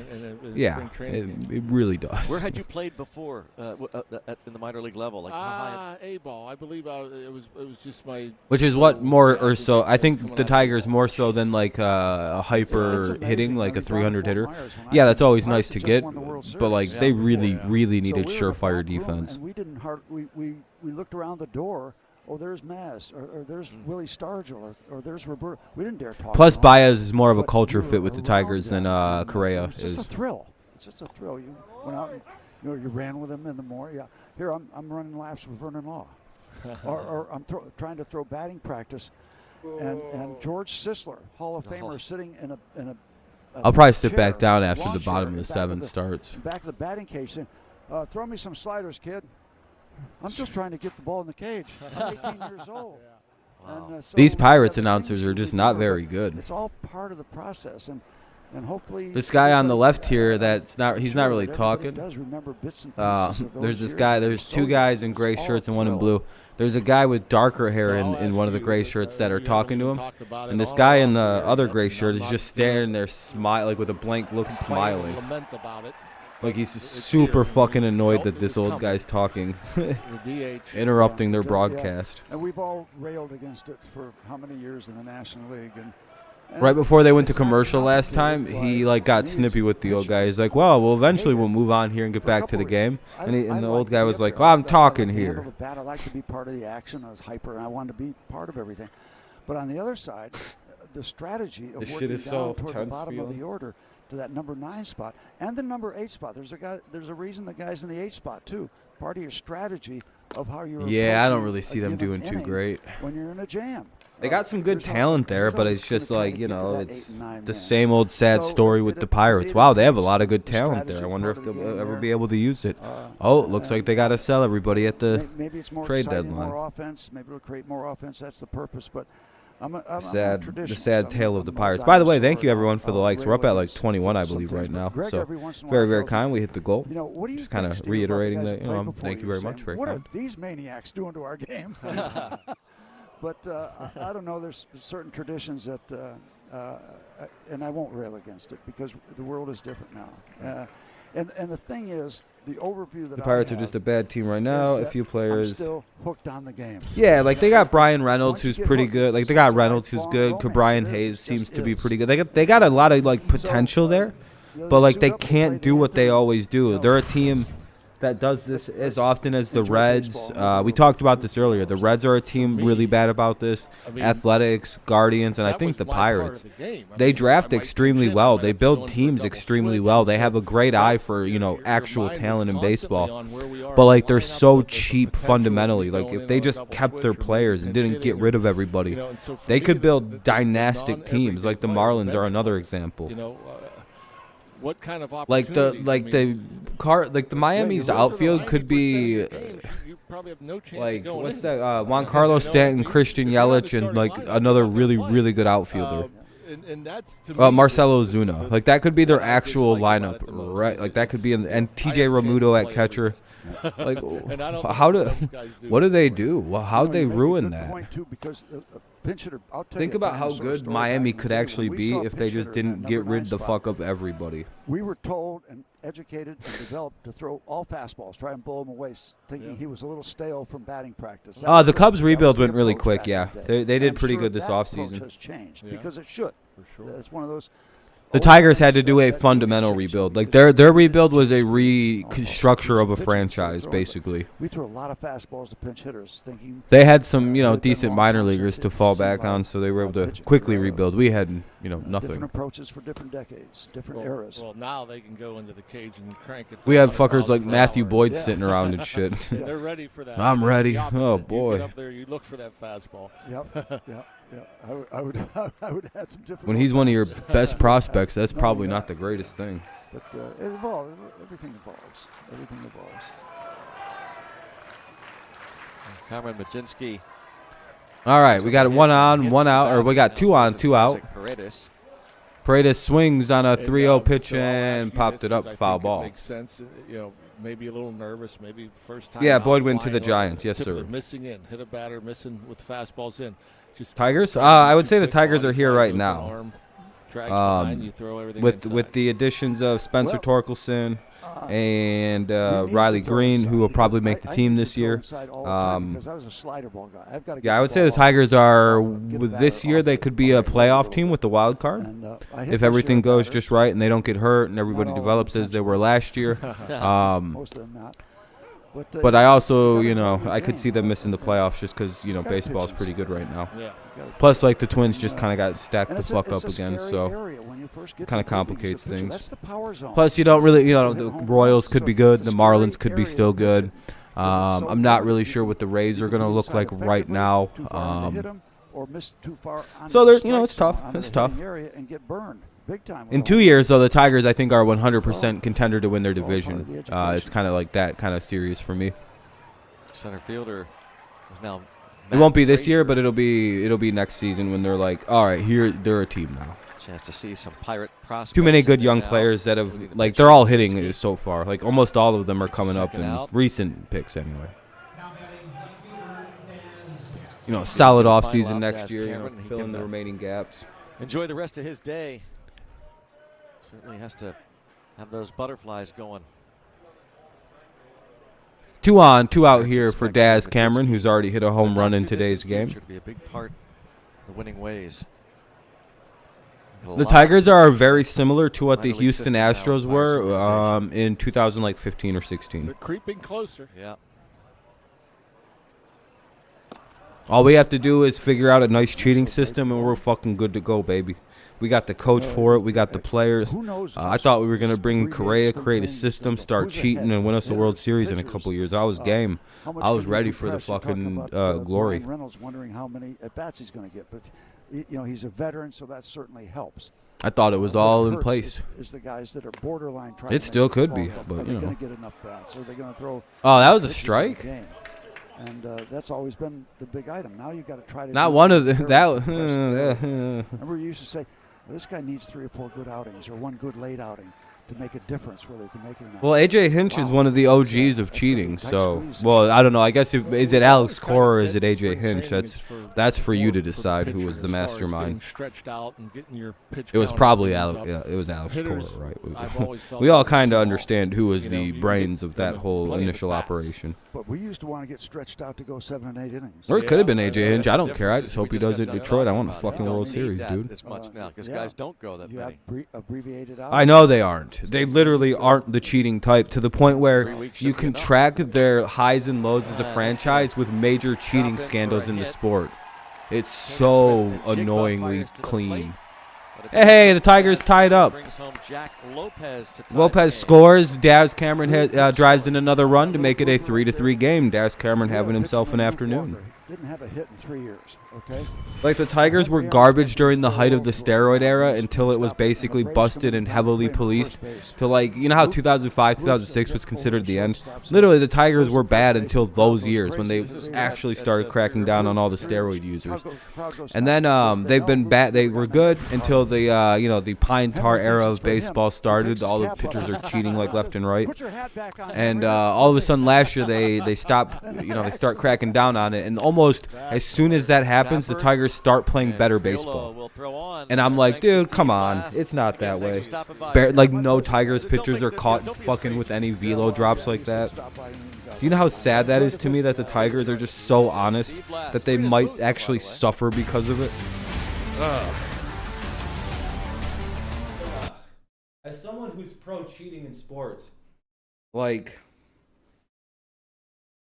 Daz is making cases, but like you guys gotta understand, I'm pro cheating in professional sports. Like, I love when teams cheat. I find it to be petty. I find it to be hilarious because not any of them need to do it. But like, it's so annoying because it's like, oh,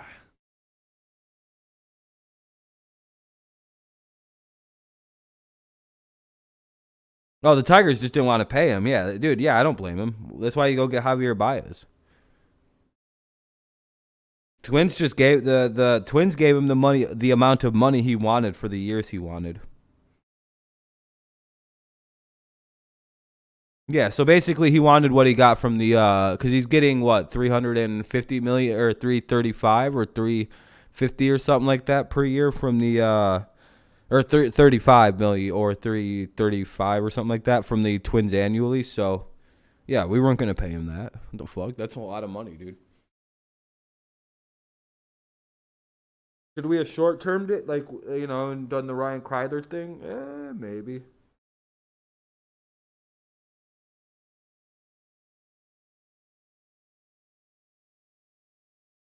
Yeah, I'm happy for him. Good for him. I'm glad he got the money he was after, though. Like, don't get me wrong. I'm not saying he's not worth the money. It's just I didn't want the team to pay for him. Let him go get the money from like a team like Minnesota who has zero issue paying. And really, I don't even know what happened to Minnesota. They just became garbage last year.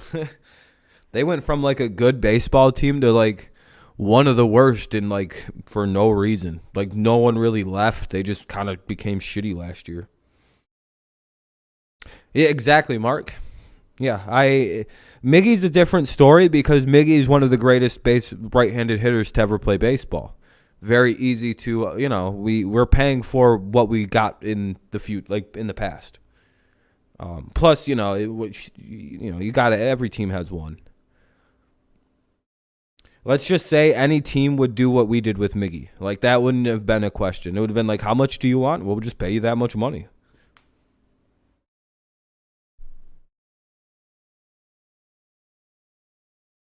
Too much value is brought by Cabrera, like extensively, but outside of his contract. Suwinski, Rodriguez, and Vogelbach due up. Suwinski, Rodriguez, and Vogelbach. Bottom of the 6, 3-3 game. Tie game in the bottom of the 6.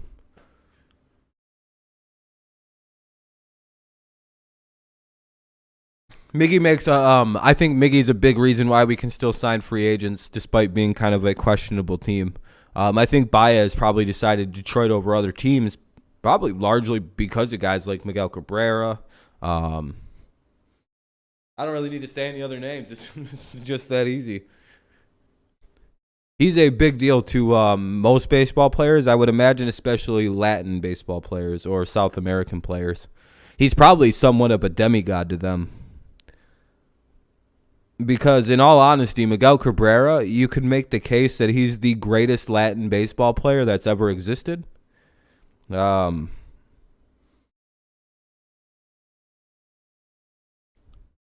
know what I mean? Hank Aaron's American. Babe Ruth's American. Barry Bonds is American. Rodriguez is technically North American. Or is he from Mexico? I don't know if he's from Miami or if he's from Mexico. I don't really know. You know what I mean? A-Rod's the only one I'm not too sure about. But A-Rod, Pujols, those guys are straight the fuck up from down there, you know. No, I think Texas is paying them. Pedro, yeah, but he's, yeah, Pedro's from the South. Yeah, I guess you'd say Pedro's the greatest pitcher. Yeah. Because there's also Mariano Rivera, who I think is from the Dominican Republic. I guess I'll amend that to probably the greatest hitter from the Dominican, from the South Americas. It's Cabrera. He's up there. A-Rod's from New York, really? Oh yeah, you're right.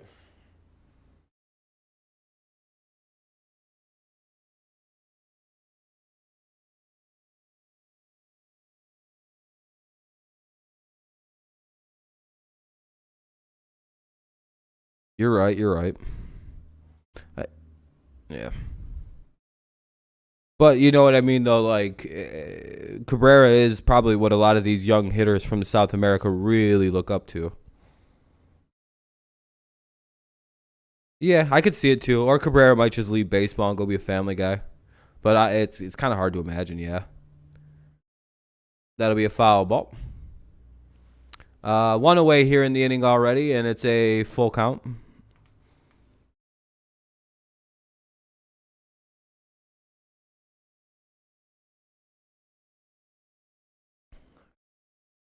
Especially Venezuelan players, because Cabrera is Venezuelan. So I could very much imagine him being, I think he's like a literal icon in Venezuela.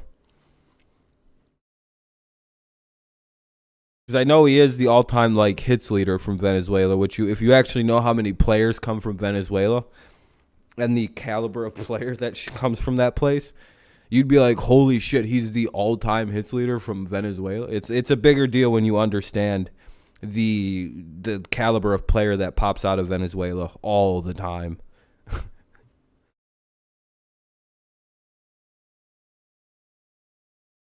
I don't know why. That just seems to be their hotspot. That and the Dominican Republic. Those two spots, that all of them come from there.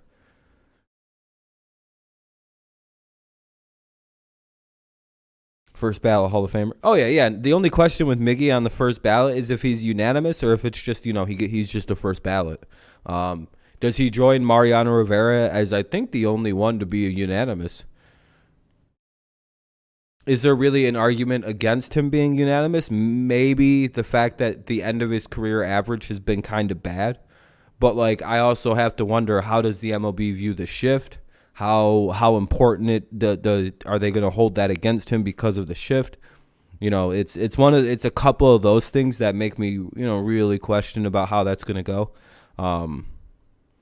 Because some writers like the shift and think you should be able to adapt. Some guys don't give a shit about it and they think it's awful and they won't even consider the effect. Like, they'll vote according because of the effect, how bad the shift was for some of these guys ending their careers. These slow guys that even if they hit the ball over to the left side of the field or, where no one's at, the fielder can probably get there and field and throw them out anyway because, they're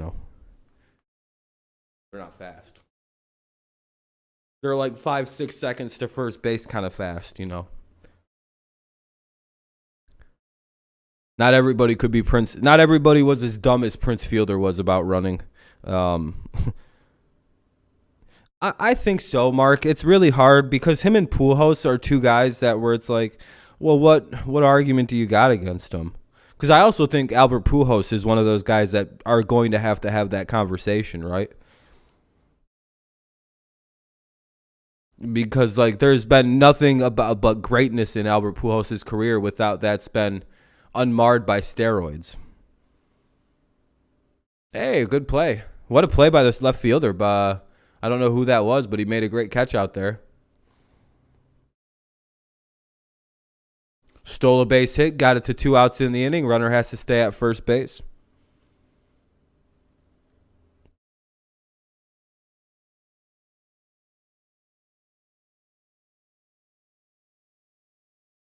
Ugh. Kerry Carpenter. I have no idea who the hell that is. I got to retie my pants up. Albert, Big Al? Probably. I would imagine the Cardinals probably sign him. It would be poetic, right, if they re-signed him and let him finish it out there, let him get I think he's closing in on, 3,000 hits and 600 home runs? No, he's already got 3,000 hits. What was it, 600 home runs? What the fuck milestone is he coming on? It's 3,000, right? Or 600?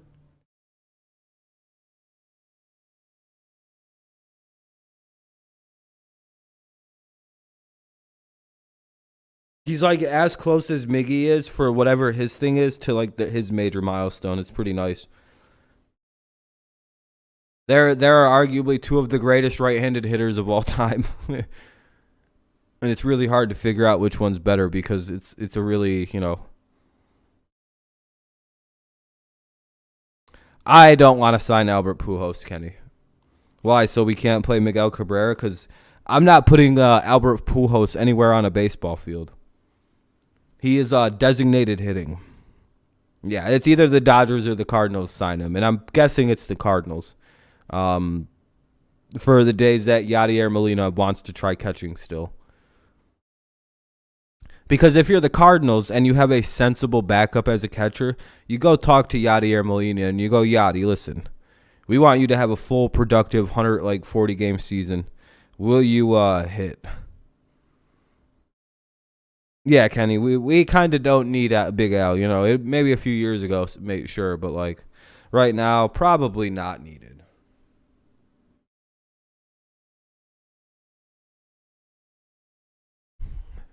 Nor is it we wouldn't have a spot for him, without it costing Torkelson a spot or a job or 2 outs here in the top of the or bottom of the 6th. It is a runner at first. We have a 1-2 count. Murder! Yeah, I don't know what the hell. Hold on. Oh shit! Why didn't anyone say anything?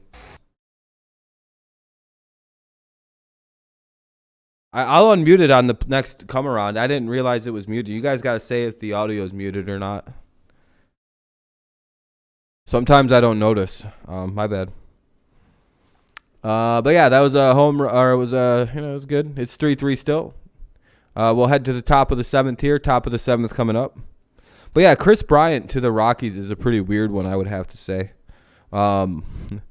Not for the Rockies. I get the Rockies doing it. They got him on a pretty decent contract. He's a really good player. He's going to sell tickets, keep the fan base happy during a shitty time. But I don't know why the hell Chris Bryant signed with the Rockies. Why not just go back to the Cubs?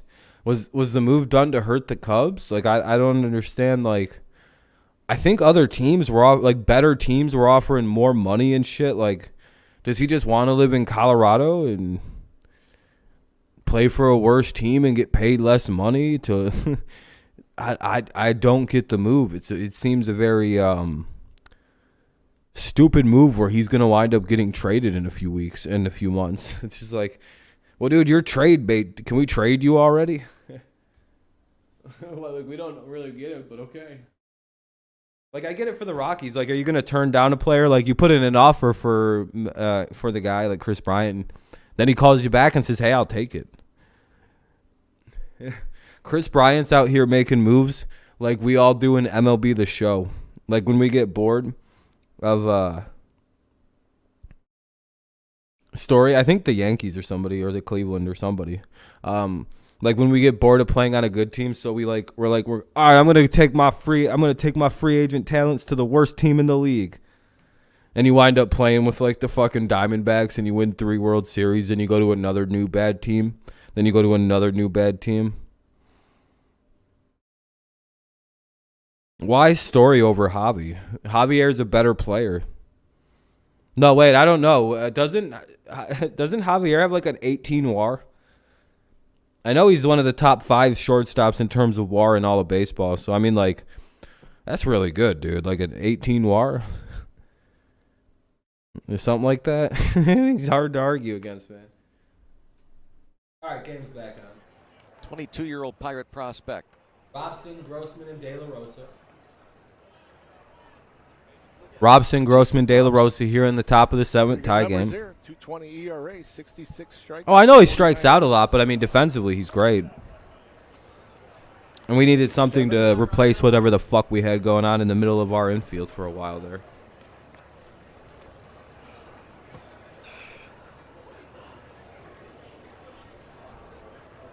I hope he doesn't feel the need to go long ball or homer. It's one of those weird things.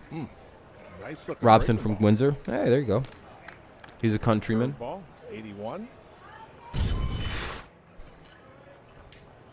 His story's going to the Pirates. That'd be pretty funny. Hitter thinks it's up. All right, 1-2 count here. A little elevated. Hopefully he throws it right down the middle. Robson hits a home run. He fouls it away. Foul off by Robson. 1-2 it will remain. By the way, thank you all for tuning in today for this Saturday afternoon game. Kind of a low-key thing. Pitched in the Arizona Did the Fall Packers sign? Maybe, Kenny. They might.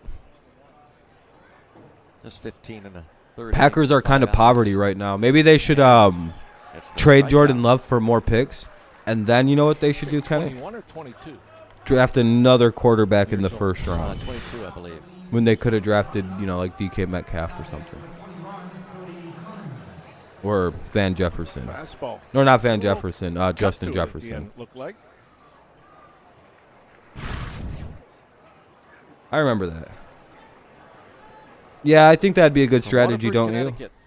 Instead of drafting Justin Jefferson, you draft Jordan Love for no particular reason whatsoever. Pinch hitting. Son of one of the all-time great pitchers, Roger Clemens. Oh, Cody Clemens is up. I guess he's pinch hitting for Grossman. Clemens up with 1 out. Clemens and fouls that one away. I mean, it's Cody with a K. All the kids. Yeah, the game's a little long. I don't know. It's a little shorter than yesterday, though. What's up, JJ? First name starting with K. Casey. For Rob Woods, yeah, you would think so. He's got some pop. Yeah, Robert Woods. You would think he's got to be movable. Especially since the Rams are very interested in bringing back Odell.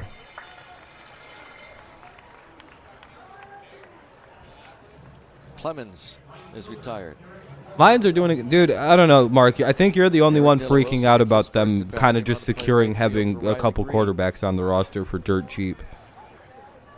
Home runs. The Pirates, Ben Gamble, a 2-run homer in the second. O'Neal Cruz. Like, let's be honest. Did Jared Goff not get hurt and send the Lions into a very bad quarterback situation this year? They did. That did happen. So, yeah, securing the quarterback thing is probably a good idea. But, like, everything else they've done, man, I don't really see the reason to complain about any of it. They secured Tracy Walker. Last inning of Carmen Majinski. They got DJ Chark. They secured Josh Reynolds to a longer-term deal. They're like, heavily rumored to be in on the Robert Woods trade discussions. Hell, I would even imagine that the Lions might actually be, like, the favorites to land Robert Woods. He'll join us in the booth.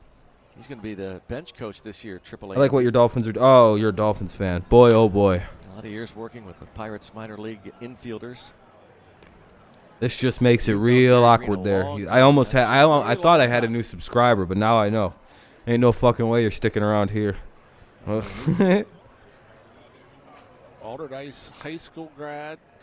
There's no reason to go like replace Goff, especially for his contract. There's no way you can eat like I think it's like 20 million dead cap, dude. Right. Jack Sawinski. Shit, that'll end the inning. We'll have Goff for another year. We'll see how it looks next offseason, you know. There wasn't anything good for quarterbacks, man, I'm telling you. Goff is the best option. Spring is in the air. As bad as he is, every one of those guys are worse. Like, every one of those quarterbacks are worse quarterbacks. The Broncos had Bridgewater and gave up their entire future to get a new quarterback. So, I'm just letting you know. Mayfield? I would actually kind of like that. But nobody's going to take the... Dude, we can't afford both. Like, we could maybe afford a year of Baker, but then we somehow have to get rid of Jared Goff's contract. And you know what I mean? Like, it's one of those things where I think next offseason we can get out from Goff for, like, I think it's like $4 million dead cap. Like, we just get rid of the guy. Be like, all right, thank you, Jared. So we're kind of stuck with the guy for a year.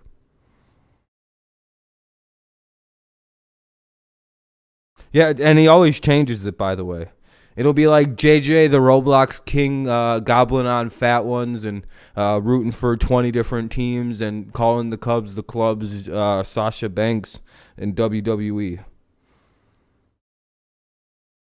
I just call him JJ because it's a lot easier. Any good QBs next draft? I don't know. I haven't heard anything.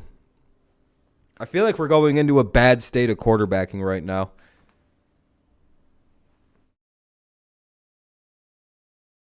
Yeah, it's just I think it's funny. I don't know, Paquette might be good, maybe. Needs at the new hitting coach. It's not going to happen. Gary Green, we decided to bring up Gary Green for sure, but it's Marcano or Marcano, Gonzalez and Richie. Marcano, Gonzalez and Richie do up for the Pirates here in the bottom of the 7th. Now you're going to stay at AAA. Yeah, well, first of all, it's good seeing you guys. It's been a while since I've had a chance to see both of you. I had a chance to do it last year in Altoona as the bench coach there. Based on all the COVID if I sit down, I will start to fall asleep because of these announcers. C.J. Stroud and Bryce Young. There you go. I was going to say. Because I got to be around Miguel Perez, the manager there. And I actually think there's a number of decent players coming out of that class. Kids have a chance to play in the big leagues, I believe. So he balled at the end of the season, but just don't like the direction of the backup if he's hurt. Oh, I agree, Mark. I agree with that. Yeah, I agree. I actually agree with that statement. Okay. I do, Rock. Yeah, I hope he doesn't get hurt, but with that offensive line, he shouldn't get hurt. How to play the game. Who's pitching? Garrett Hill. Garrett Hill's now pitching for the Tigers. One of our young stars. He's expected to strike everybody out this year. Give us some scoop. What do you got? Well, I think you guys are making good moves for the offense that Mike McDaniels wants to build. I hate to say this, though, and I know you're going to disagree with me very hard about this. Or you might agree with me. I don't know. I don't know how Miami fans think. I don't think Tua is the guy to run your offense going forward. But we'll see. I have my major reservations about him being able to run McDaniels' offense. But and seeing the signs from hey, maybe I've been wrong about random shit like this in the NFL before, but I usually can key on this kind of stuff. And it just I don't know if Tua is the guy, but I do like you guys bringing in Mostert, kind of committing obviously to more of like that run first offense that like Mike McDaniels wants to institute, which might actually help Tua if he doesn't have an ego about it. But to me that. You need a quarterback kind of like the mindset of Jimmy G in order to really operate McDaniels' offense, where it's you're always trying to create the hop that you want, whether it's the long hop. Yeah, you know what I mean, Caden. I that's kind of how I'm feeling, but it's also like I'm not super confident because like the things that Tua does well as a quarterback, I'm not just a blind hater. Oh, that's gone. God damn it. Homers to give the Pirates the lead. 4-3. The players yeah, Bills did give on. With Like, I'm not just a blind Tua hater. I just think he's extremely limited in what he can do well. I think he's very accurate. But again, you know, deep throws aren't exactly always going to be the greatest. You know, Brownie, I haven't had a chance to see him much. There's not always going to be the strongest velo on those throws. 5 or 6 days in spring training, so, and it's not something that's improved yet. Like, it's like, all right, he's going into year 3, and I really don't see much improvement. There could be something. It's 4-3 now, by the way, with no outs in the top of the 7th. Because it's really not happened before, so it's an odd situation. We can see with Tua. We'll see. It is, but you know what? If there's again, not being able to really use his hips that well because of that fucking, you know, the thing with the hips. But I mean, you just watch the things that he does out there, and when you're 6'6". But I do think that McDaniels is going to have a more short-based offense anyway, not exactly break it downfield offense. Oh, it's an 80 arm, Rock. Yeah. Yes. And the power's got to be close. Like, those will be in there if somebody gets open, and you know, Tua can hit those throws occasionally, but it's not like his bread and butter is always going to be like 10-yard throws, which I don't mock. I often don't understand why people do. He's learning how to show up on every pitch. He's learning how to do hops. He's just learning the nuances. Oh, being a Dolphins and LSU fan, yeah, I get that. I'm always curious about a guy like that size in the batter's box.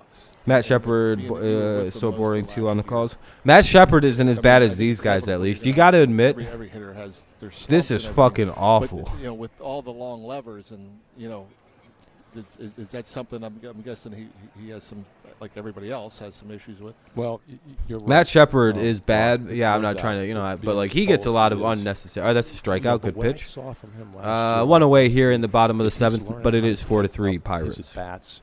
He's not having loose at bats like he had in the past, where he would hit a home run, and the next at bat he would take 3 fastballs down the middle. So he's starting to tighten up his at bats. Nah, Tua's not that good, man. I'm telling you, Tua's not good. Extended bats, his plate. There's a reason why it seems like all of Tua's old teammates praise Mac very aggressively compared to how they praise Tua or talk about Tua. Pirates organization a long time. Seems like everyone has something positive to say about old McCorkle, but when it comes to Tua, you don't really hear too much from his old teammates.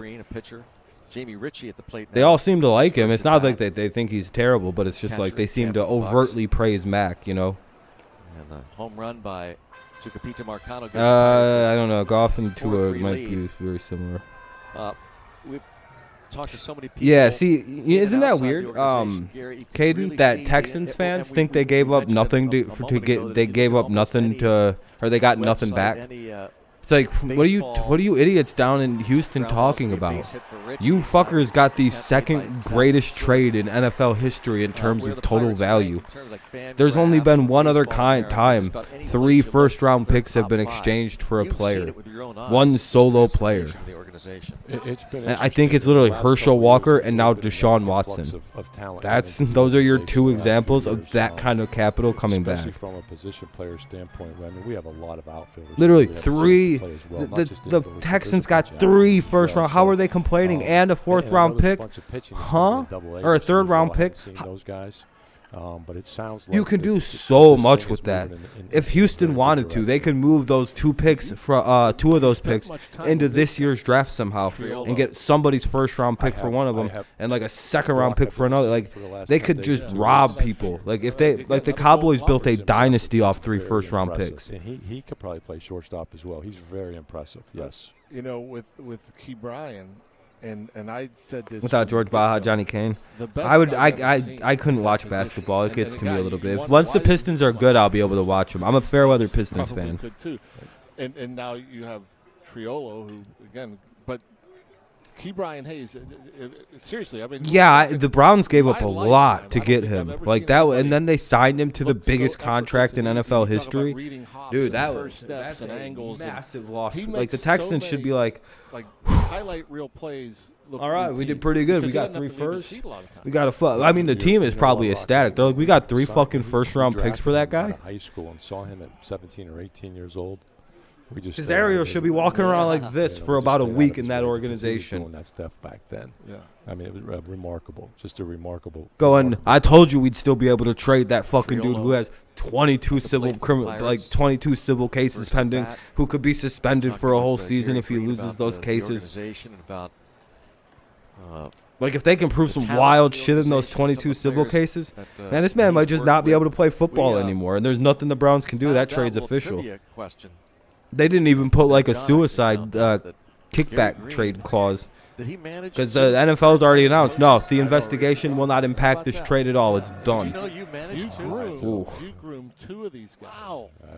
I mean, yeah, Pistons have a nice future. That Sadiq Bey kid dropped 50 points I'm reminded on a really good Magic team, one of the top 3 teams in the NBA apparently. I just try to stay out of their ways as well. Mike Rebello is one of those 2 players. He's the now third. Yeah, they sound like me talking about football during this, but it's mainly because the Pirates are batting right now, and I don't much care for them. 0-1, thanks, Rock. Yes, back in 0-1, I think it was. But right now, there's a runner at first, 1 away with a full count. Following year in 4-3 is the score here. Pirates have the lead, bottom of the 7th again. I didn't recall you being in the Tigers organization as a coach or a manager. Look, that's why my hair's gray. They both did this to me. Now, I hope with Donnie. All the teams in Detroit are about to be good again. Oh, jeez. What a play. Well, might have to. What a play by the third base. Who's over at third right now? Over there at third base. Kreidler makes a heck of a play. God, that was Kreidler? Really? Of course it was. Kreidler. Yeah, and that wasn't quite. God, he's the you know why the reason I think we didn't give a 10-year deal to Carlos Correa, and like we weren't really willing to be that flexible. I think it has everything to do with Ryan Kreidler. I think the Tigers see him as some part of their future infield within a year or 2. It's not very far away with him. That or we're gonna trade him for some crazy kind of fucking player. Because that kid's there's something special about that guy. Once the hitting gets there, it's defensively way. So I was thinking, Donnie, he's part of the trio. I would say there's like a trio of really good minor leaguers I'm watching this camp. Those guys and Sean, they all. Kreidler, Torkelson, and Green. Those 2 are the more obvious, but Kreidler's the one I think people should watch out very hard for. No, set the stage. You know what? Detroit fans are really about to go through a genesis. It's a lot of fun to be around. It's really been fun to see those guys, watch their careers and just watch them grow and evolve, not only as players but now as staff members. So you kind of got to root for the ones who are still rooting for their teams too. I'll be right back. I'm going to get a soda. Since 2006. It's been a few years. Yeah, when I came in, my hair was black, right? Yeah. That's 2 of us. Yeah.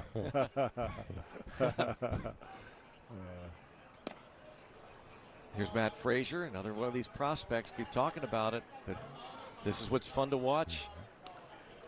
Yeah, I mean, I forgot. I'm used to you being the roving guy. Then, I was looking forward. I'm assuming you had the inside on all these guys, but being all year in Altoona last year. Yeah, I'd forgotten that too. Yeah. Whoa. Yeah, that's a good point. Like I just have the inside guys on the guys that I was around every day last year, like Castro and Cruz and Bay and some of those guys. So, and of course Hayes. I've been around Hayes a lot, so familiar with Key Bryant. Well, there's a guy you had wings are looking the brightest. Are you sure? He's under the radar with all these names, but he's an impressive guy. Well, the Red Wings had a lot of work to do. They'll be all right, I think. I mean, he can run. He can bunt. He can steal bases. He's an exciting offensive player. I think the Tigers are the brightest example of the rebuild, though, in all honesty. 100%. Foul ball. It'll be a full count. Battles with 2 strikes. And anytime he can get the ball in play, as you guys know, there's always a chance for a base hit. I say both. I'll say Soda or Pop. On the ball to get a base hit. So he's an exciting player. If I'm around cool people, I'll say Pop. But if I'm around squares, I'll say Soda. So you obviously got to see Frazier. I'll call it Soda by its government name around the squares and other Frazier was last year. Fussy types. And then all of a sudden he's doing really well down there in Greensboro, and we had a chance. He came up to us for the last couple months in Altoona, and he's an impressive. Hey, struck his ass out. That'll end the 7th. All right, let's go to the bottom or top of the 8th here. Let's see if the Tigers can claw their way back into it. It's 4-3 Pirates heading into the top of the 8th. Top of the 8th coming up, but I'm going to mute it because it's a commercial break.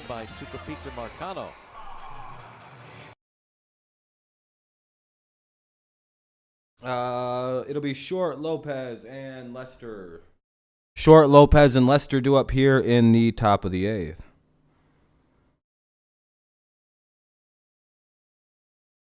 It's properly called Pop.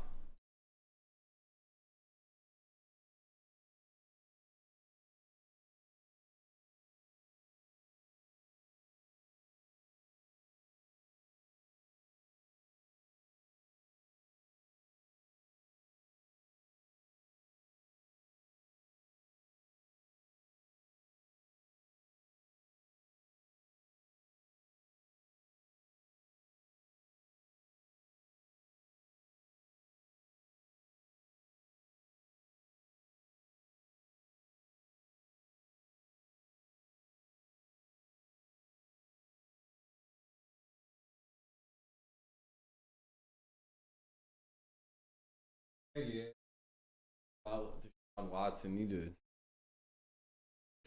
I don't know. I might if MLB The Show's for a computer, I'll get it. But I wish it was on. I mean, I wish there was a way to play it on computer because I have like Game Passes and shits like that. But like it's like not there. Like I it's not on computer again.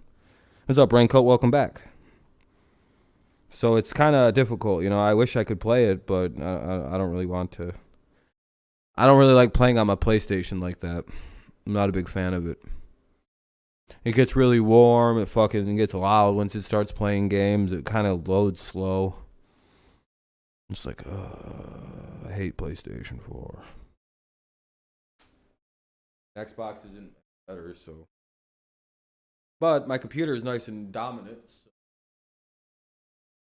He's old. He plays the game the way the game should be played. That's great. And of course, like everywhere you go, I mean, they're coming to see you. Yeah, we're up to 22 likes. I appreciate that. If you haven't left one, consider doing so. I'd appreciate it. I just try to stay out of the way, Rock and roll. But Tigers record? Wild card team. We're just under. You got a PS5 for Christmas? Oh, hell yeah. That's really cool. Your thoughts? You're lucky you were able to you were able to get one, man. Those things are fucking hard to find. Brown used well. I'm not a big fan of the shifts. I don't think you see the athleticism nowadays that you saw back like Roberto Alomar and guys like that. That's not really in the game anymore because you can stack sides. Right. And you don't really have to have a lot of range nowadays. So I just haven't really been a big fan of it. I think they need to open the game up, in my opinion. I think they'll contend with the wild card, the 7th spot. Like they'll be like a mid-80s team or right above 80 wins, like 85, 86 wins. But that is true that if you limit those guys, then you get a You got Xbox? Oh yeah, nothing wrong with that. Athletic. That's what you were bringing up about Cruz. I mean, seeing the pitches, anticipating right or left, maybe cheating a little bit right or left. So I mean, yeah, when you're it's shifted, the spring training, robotic, and you're not maybe anticipating as you should. So obviously that's part of it. Yeah, I don't know. The Pirates are playing their prospects who are better than the Tigers prospects right now because the Tigers prospects have become actual players on their team because that's the natural evolution of baseball. We would shade one, maybe not to the extreme that we see now. But like you guys have a really good farm system. I don't know, or the Pirates have a decent farm system. So yeah, right now their minor leaguers are probably a little better than ours. So they're going to be winning toward the ends of games. You mean in terms of bringing the second base? Yeah, if you've got two on either side. Right. If you have two I don't think so, Luke. How many wins did we get last year? Off the dirt, yeah. Right. I guess I'm guessing, guys. We were what, a 77-win team last year? More offense to create more room to hit. Do you think are we better or are we worse than last season? Like nothing's determined yet. I would say we're substantially better. We're almost, I would say, up to 10 wins better than last year. We would have been 10 wins better last year if we didn't only win 9 games in April. Bigger bases. Did you see exactly, Alan? Yeah. If you don't, do you not think we got better? We were barely any better, worse than that last year. Again, 5 different wins puts us at 500. You know what I mean? The first half of the year, we were able to. You go with 77. You add 5 wins and 5 losses in April, which is very possible with how bad that April was. 9 and 18.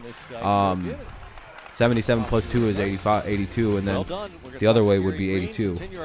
So, I mean, last year we were almost a 500 team, in my opinion. So I'm thinking I'm saying 85, 86 wins is very possible.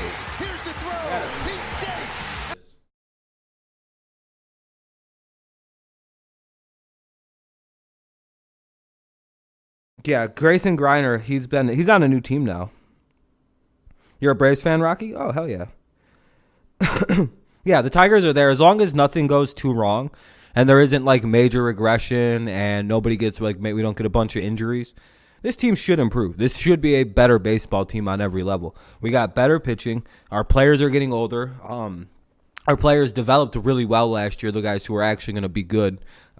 We kind of exposed some of the bad players last year and got them the hell out of here, or at least, replaced them with better talent, i.e. Willie Castro.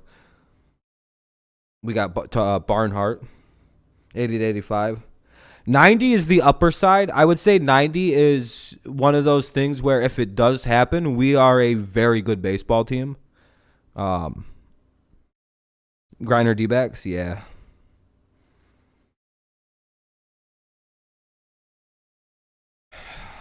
That's tough with the Freddie Freeman thing.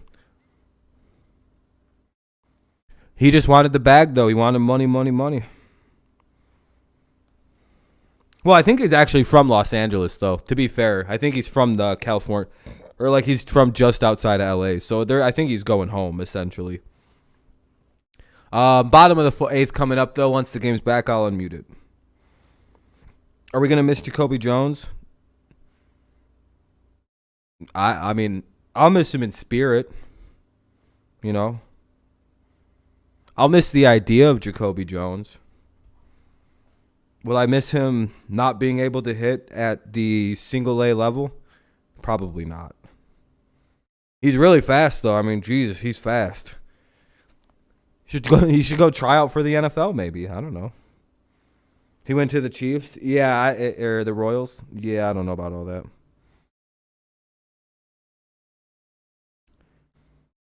What? How are the playoffs going to work this year? Top 2 of the ALN will make the playoffs. What do you mean top 2? Oh, of the divisions? No, I think it's still top 3 teams, the division winners, and then wild card teams. I think it's 3 division winners, 4 3 division winners, 4 wild card teams. Or is it the 2 second place teams in every division make it? I don't remember what they decided. Because that essentially is like the same.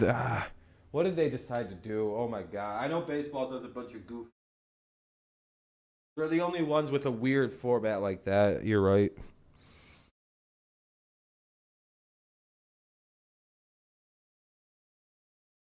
Think you guys... by April, we'll be like 500. We don't play well in April.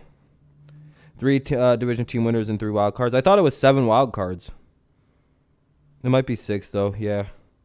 You might be right. Yeah, okay. That actually makes more sense. Oh, hold on.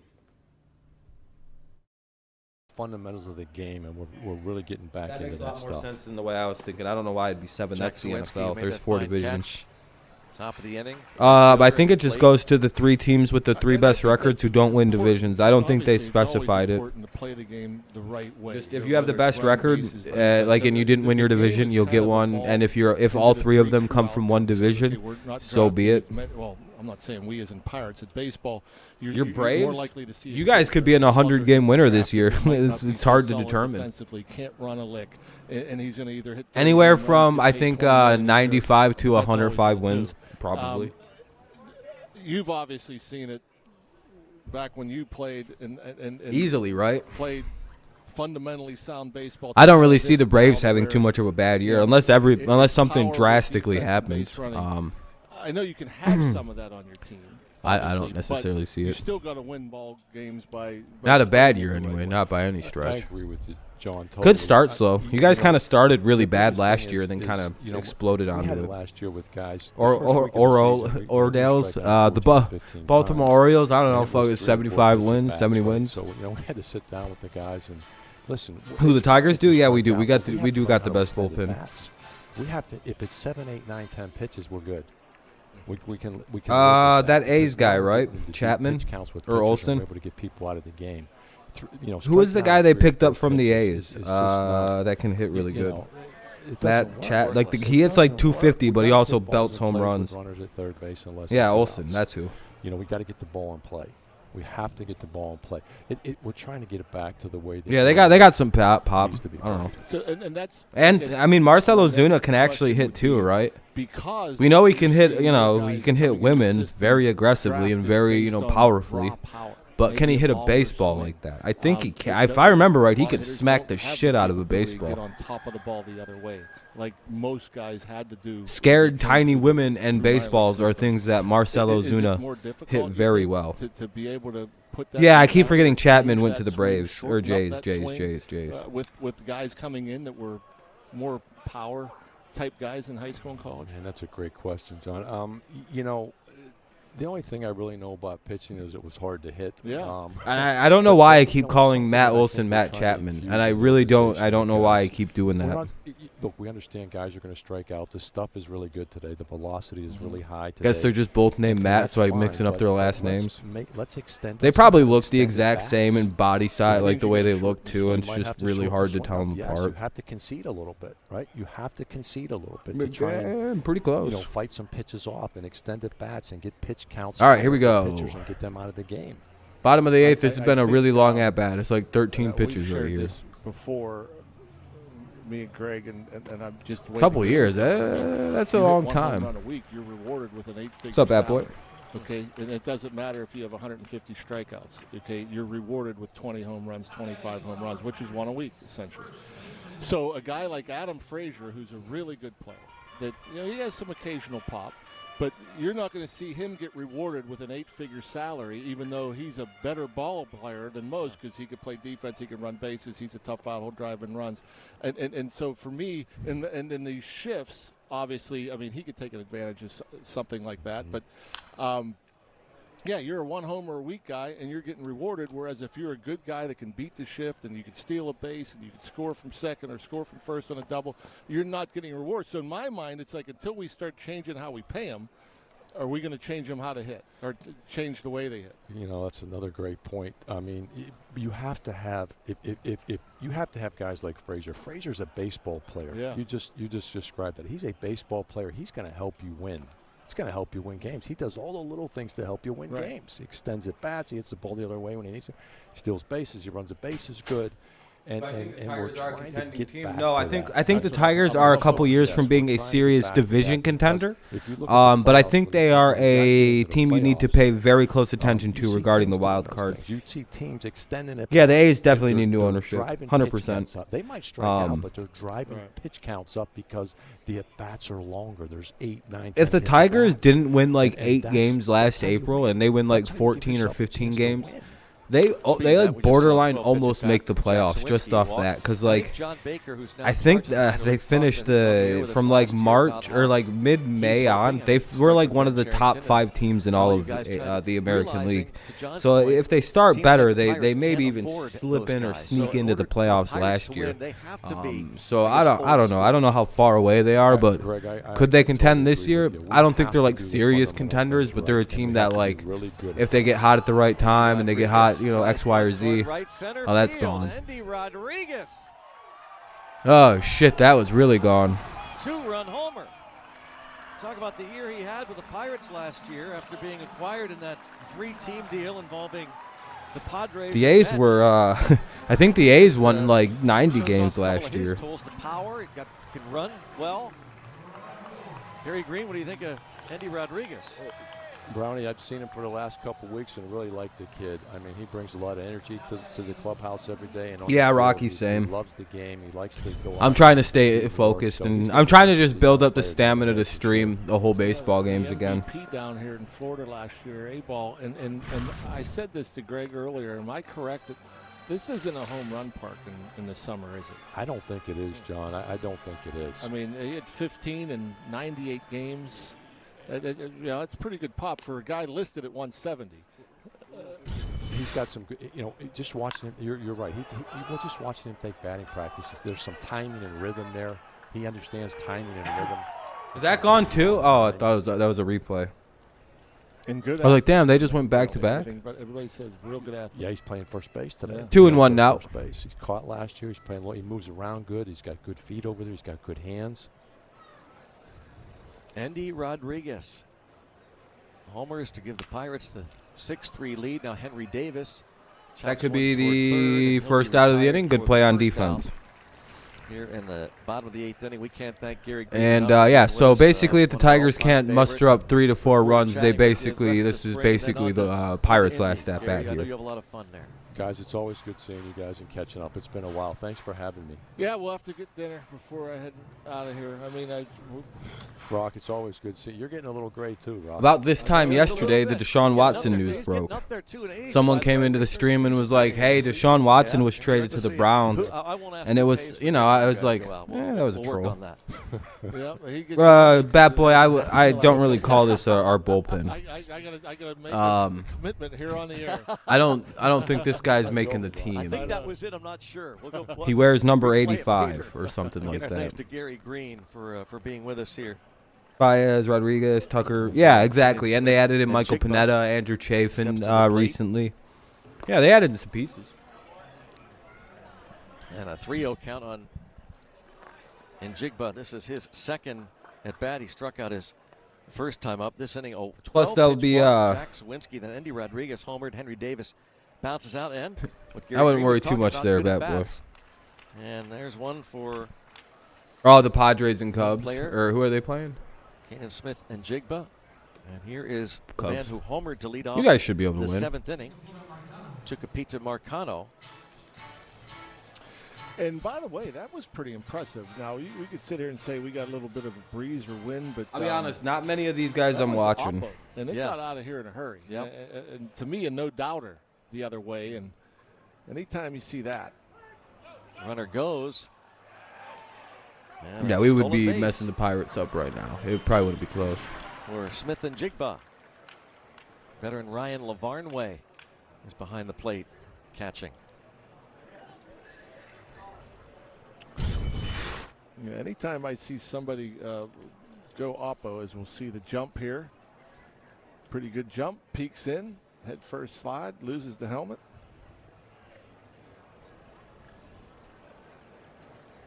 Plenty to spare. And off the end of the bat. I might be gone. No. Second out. Didn't see it at first. Yeah, anytime you see a little oppo pop, to me that's impressive. It opens eyes. There's not a lot of guys that go to the opposite field, and that thing pretty much a no-doubter off the bat. Wait, didn't his home run go to like right center though? And again, not a. Correa went to the Twins. Yeah, it's a little interesting. Abrams leading off today. Okay. New pitcher coming on. Pirates have added to the lead. Oh, come on. Why are they pulling their pitcher, man? Here today. Lead at 6-3. This shit is the worst when teams do this. Trial is 99 from the Grapefruit League.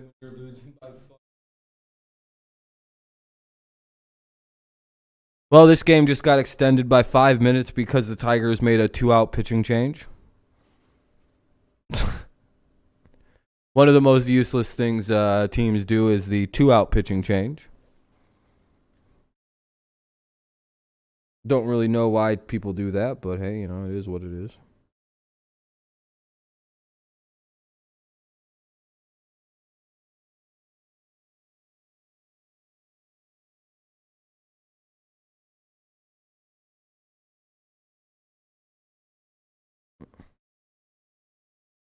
Someone's made a video where they do some ankle breakers. Let's see if they can if they're actually ankle breakers. It didn't work. It didn't stop playing. Classic spring training, pretty much. Yep. Yeah, probably, Mark. Yeah. I mean, in all honesty, the game's flying by. It's only like a 2.5-hour game. Yesterday was 4 hours of a game. Ugh.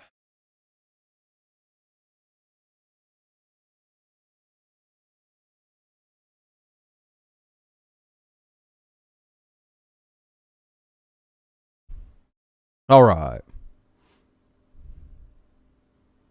Oh, game's back on. Cool. Leading at 6-3. 2 outs in the bottom of the 8th. Runner at second base. Download the MLB app to get in-game video highlights. Live pitch-by-pitch, breaking news, player updates. Yeah, exactly, Rocky. 20 days. And more for your Buccos. Well, that happens, that boy. It's just Nick Cuzia comes on to pitch now for Detroit. And we'll see Nick Gonzalez get another at-bat. Nathan Kirby, a minor league left-handed pitcher. Looks like he's going to try and get the final 3 outs.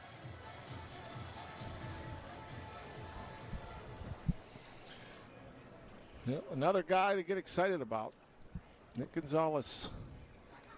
That short little compact swing with some pop.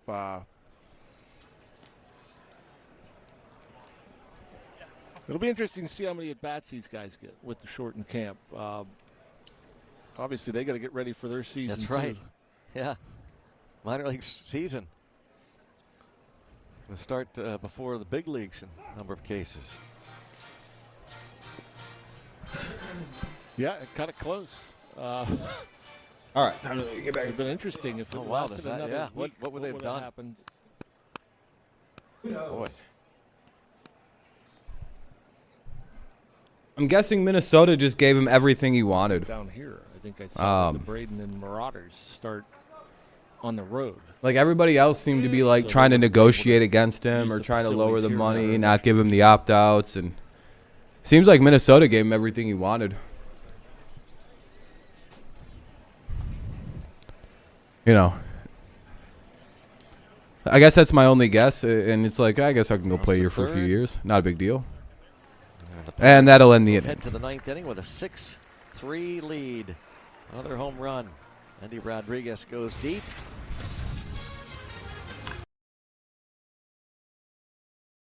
All right, I'm moving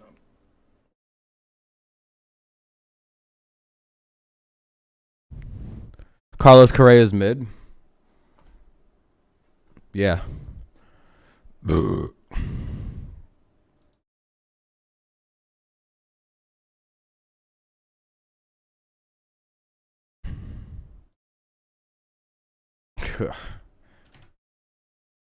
All right.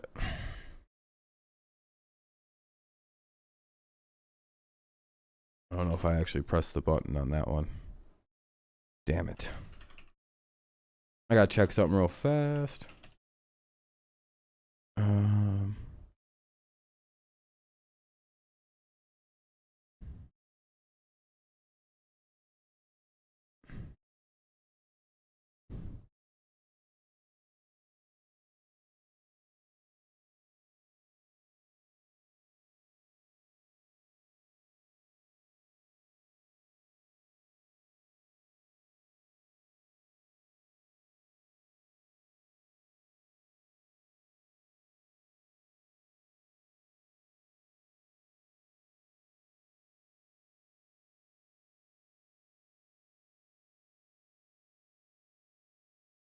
Okay.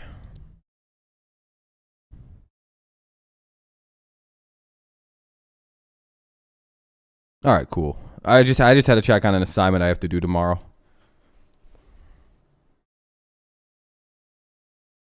If Carlos Correa is mid, you must be spectacular. Right?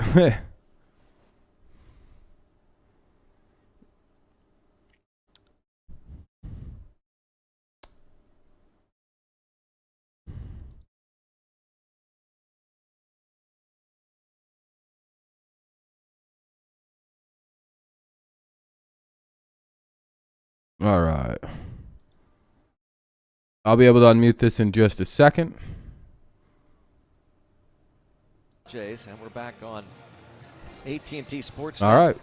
Final 3 outs. And Neil Walker will join us on Tuesday against the Baltimore Orioles here in Bradenton. But tomorrow on the all right, let's see what happens. There is Matt Eckelman. He did last year AAA Indianapolis. Hooking foul off the bat of Ryan Kreidler. Oh, shit. Yeah, Eckelman, we see him, seems like every spring. Comes in, throws strikes, gets outs. So, yeah, that's all he does.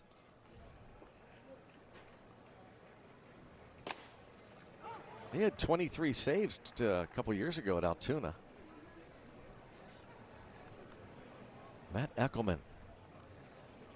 Really under the radar, you know what I mean? Very much you so. think of all the movement and all the pitchers and everything else like that. You know, he got pretty good work in 66 innings down in Indy.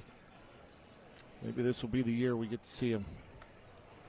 21st round pick out of St. Louis University. Oh, wow.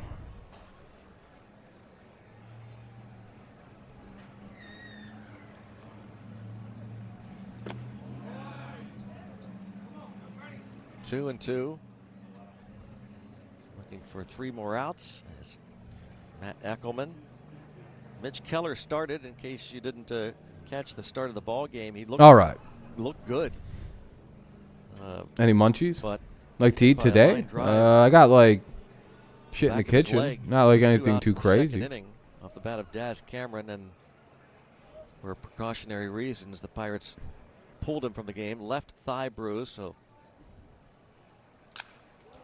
you wouldn't think that would keep him out all that long. Where the hell? Sorry. Yeah, hope not. Hopefully not at all. But look out for the Pirates. Boy, yeah, they'll be sneaky. They could be like us last year. Can you imagine that even with the Twins signing Correa, they still can't? I mean, it's possible, but I don't know. I feel like the Twins they're going to be a wildly improved team from last year. I think a lot of their struggles last year were fluky. And we strike out. Kreidler strikes out to begin the ninth. Now up is Carpenter. With one away in the ninth, the Pirates lead 6-3. Outing of the spring. Looks like we'll be 0-1-1 to start the spring if we don't get something going here. Junior looked good. 1-2-3 for the right-hander. You getting nacho fries? That's always good. We will destroy the White Sox for you guys. Hey, there we go. I hope you do so. Embarrass them. Nothing worse than the old White Sox. Good split grip. Tomorrow we play the Yankees. Looked like his ball was jumping out of his hand. That's frozen pizza ain't bad either. But what kind of frozen pizza? DiGiorno? Popped up. And let's see. He's going to take It's not charge. delivery, it's Tombstone. Yeah, that they do. Matt Frazier looked like for a moment might have lost it. But he grabs it for the Tombstone's second out. high-key underrated. 2 up and 2 down for Matt Eckelman. You don't remember? Oh, well, it's probably DiGiorno or something. It's probably not bad. To the plate. If you get a good frozen pizza, it sometimes is even comparable Dylan Peters, the lefty, to like the good. It's pretty impressive in a handful of starts last year for the Pirates. Bryce Wilson also scheduled to throw. Sam Howard and Roansy Contreras. Yeah, it's 4 o'clock for me. I'm not sure what I'm going to eat. All right, have a good one, Rocky. I appreciate you stopping in, my friend. Have a good season to you as well, you and your Braves. I'll probably see you when we, if we play the Braves this year. 2 away here with a 1-1 count now. 34-year-old former Red Sox. In about 2 years, a good frozen pizza. Organization. Well, DiGiorno's, I like DiGiorno, especially when it's got the stuffed frozen crust in it, or like the stuffed crust. A little bit of time That's with pretty the good. Bucks last year with Cleveland. I'm probably going to make some fire-ass grilled cheeses for dinner tonight with pepper jack cheese. Goes upstairs, 93, Matt Eckelman.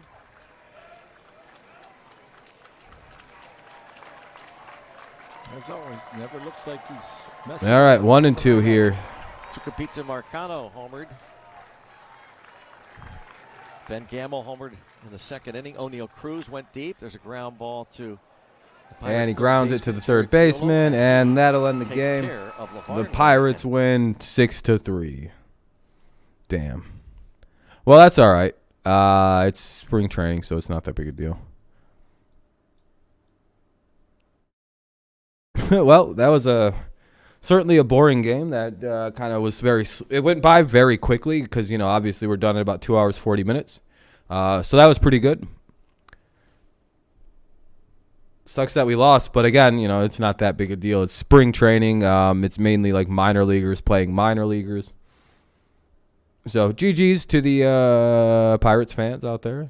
It was a fun affair, I guess. It's nice to see some of our guys again. It's nice to see Riley Green continue to have a decent little spring so far. Torkelson didn't do much. Casey Myers, a little bit of issues with throwing strikes. They improve from last few years. They would not. I think you guys are in like a similar thing to where we are, where it's like it could go very, very good for the Pirates, but like there's also that small chance where it could go very, very bad. But like you guys have a number of good young players like we did last year. You guys could easily be like a year behind us in terms of everything.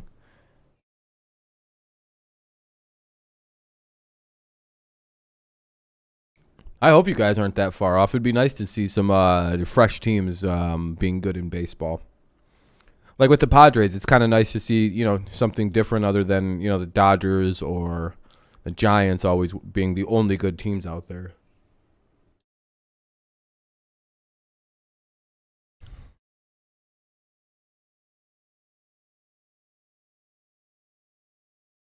You're happier about that? Yeah, I was gonna say, yeah, got the dub today. More wins than the Tigers even got right now, so that's always good. Will the Tigers win any preseason games? Who knows?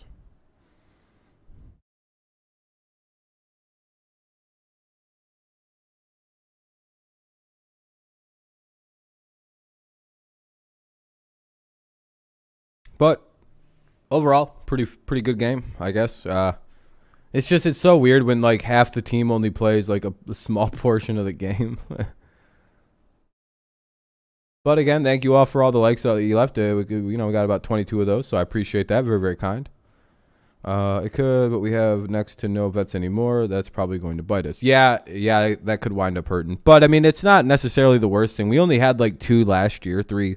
So that's not necessarily the worst thing. As long as they're the right veterans, it's probably not the worst thing. But all right, I'm going to start to wrap this up because I got a few things I want to do. But I will be live later on this evening, probably around 9 o'clock, probably like 9:30 actually, is when I'll set everything up. We'll just do like a quick, cool hour hangout stream. So that's fall market. Yeah, the market isn't the greatest. When we get to wild card, I'll be happy. That's where I'm at too, James. That's my expectations are wild card for the Tigers. So we're in similar boats, my friend. Similar boats, it sounds like. But what's up, Mike? Just about to end the stream. Probably gonna go live later this evening for more like the hangout stream that we're all used to. Talk more football, more general stuff, whatever. But all right, everyone, that's pretty much it for right now. I'm going to get out of here because I'm kind of hungry and ready to do a few things I still got to do this evening or this afternoon. So exactly, James, exactly. All right. Thank you guys so much. Have a great rest of your day, night, morning. If you don't tune into the stream later, I'll see you when I see you next. Thank you all for the likes and everything like that. Again, we'll be live tomorrow afternoon, of course, for the Tigers and Yankees, and probably another stream after that. So yeah, we're back into double stream type days. So we'll see how that goes. But again, thank you so much for tuning in. I will see you when I see you next. Go Tiger, or go Lions, go Patriots, and of course, go Tigers. And I'll see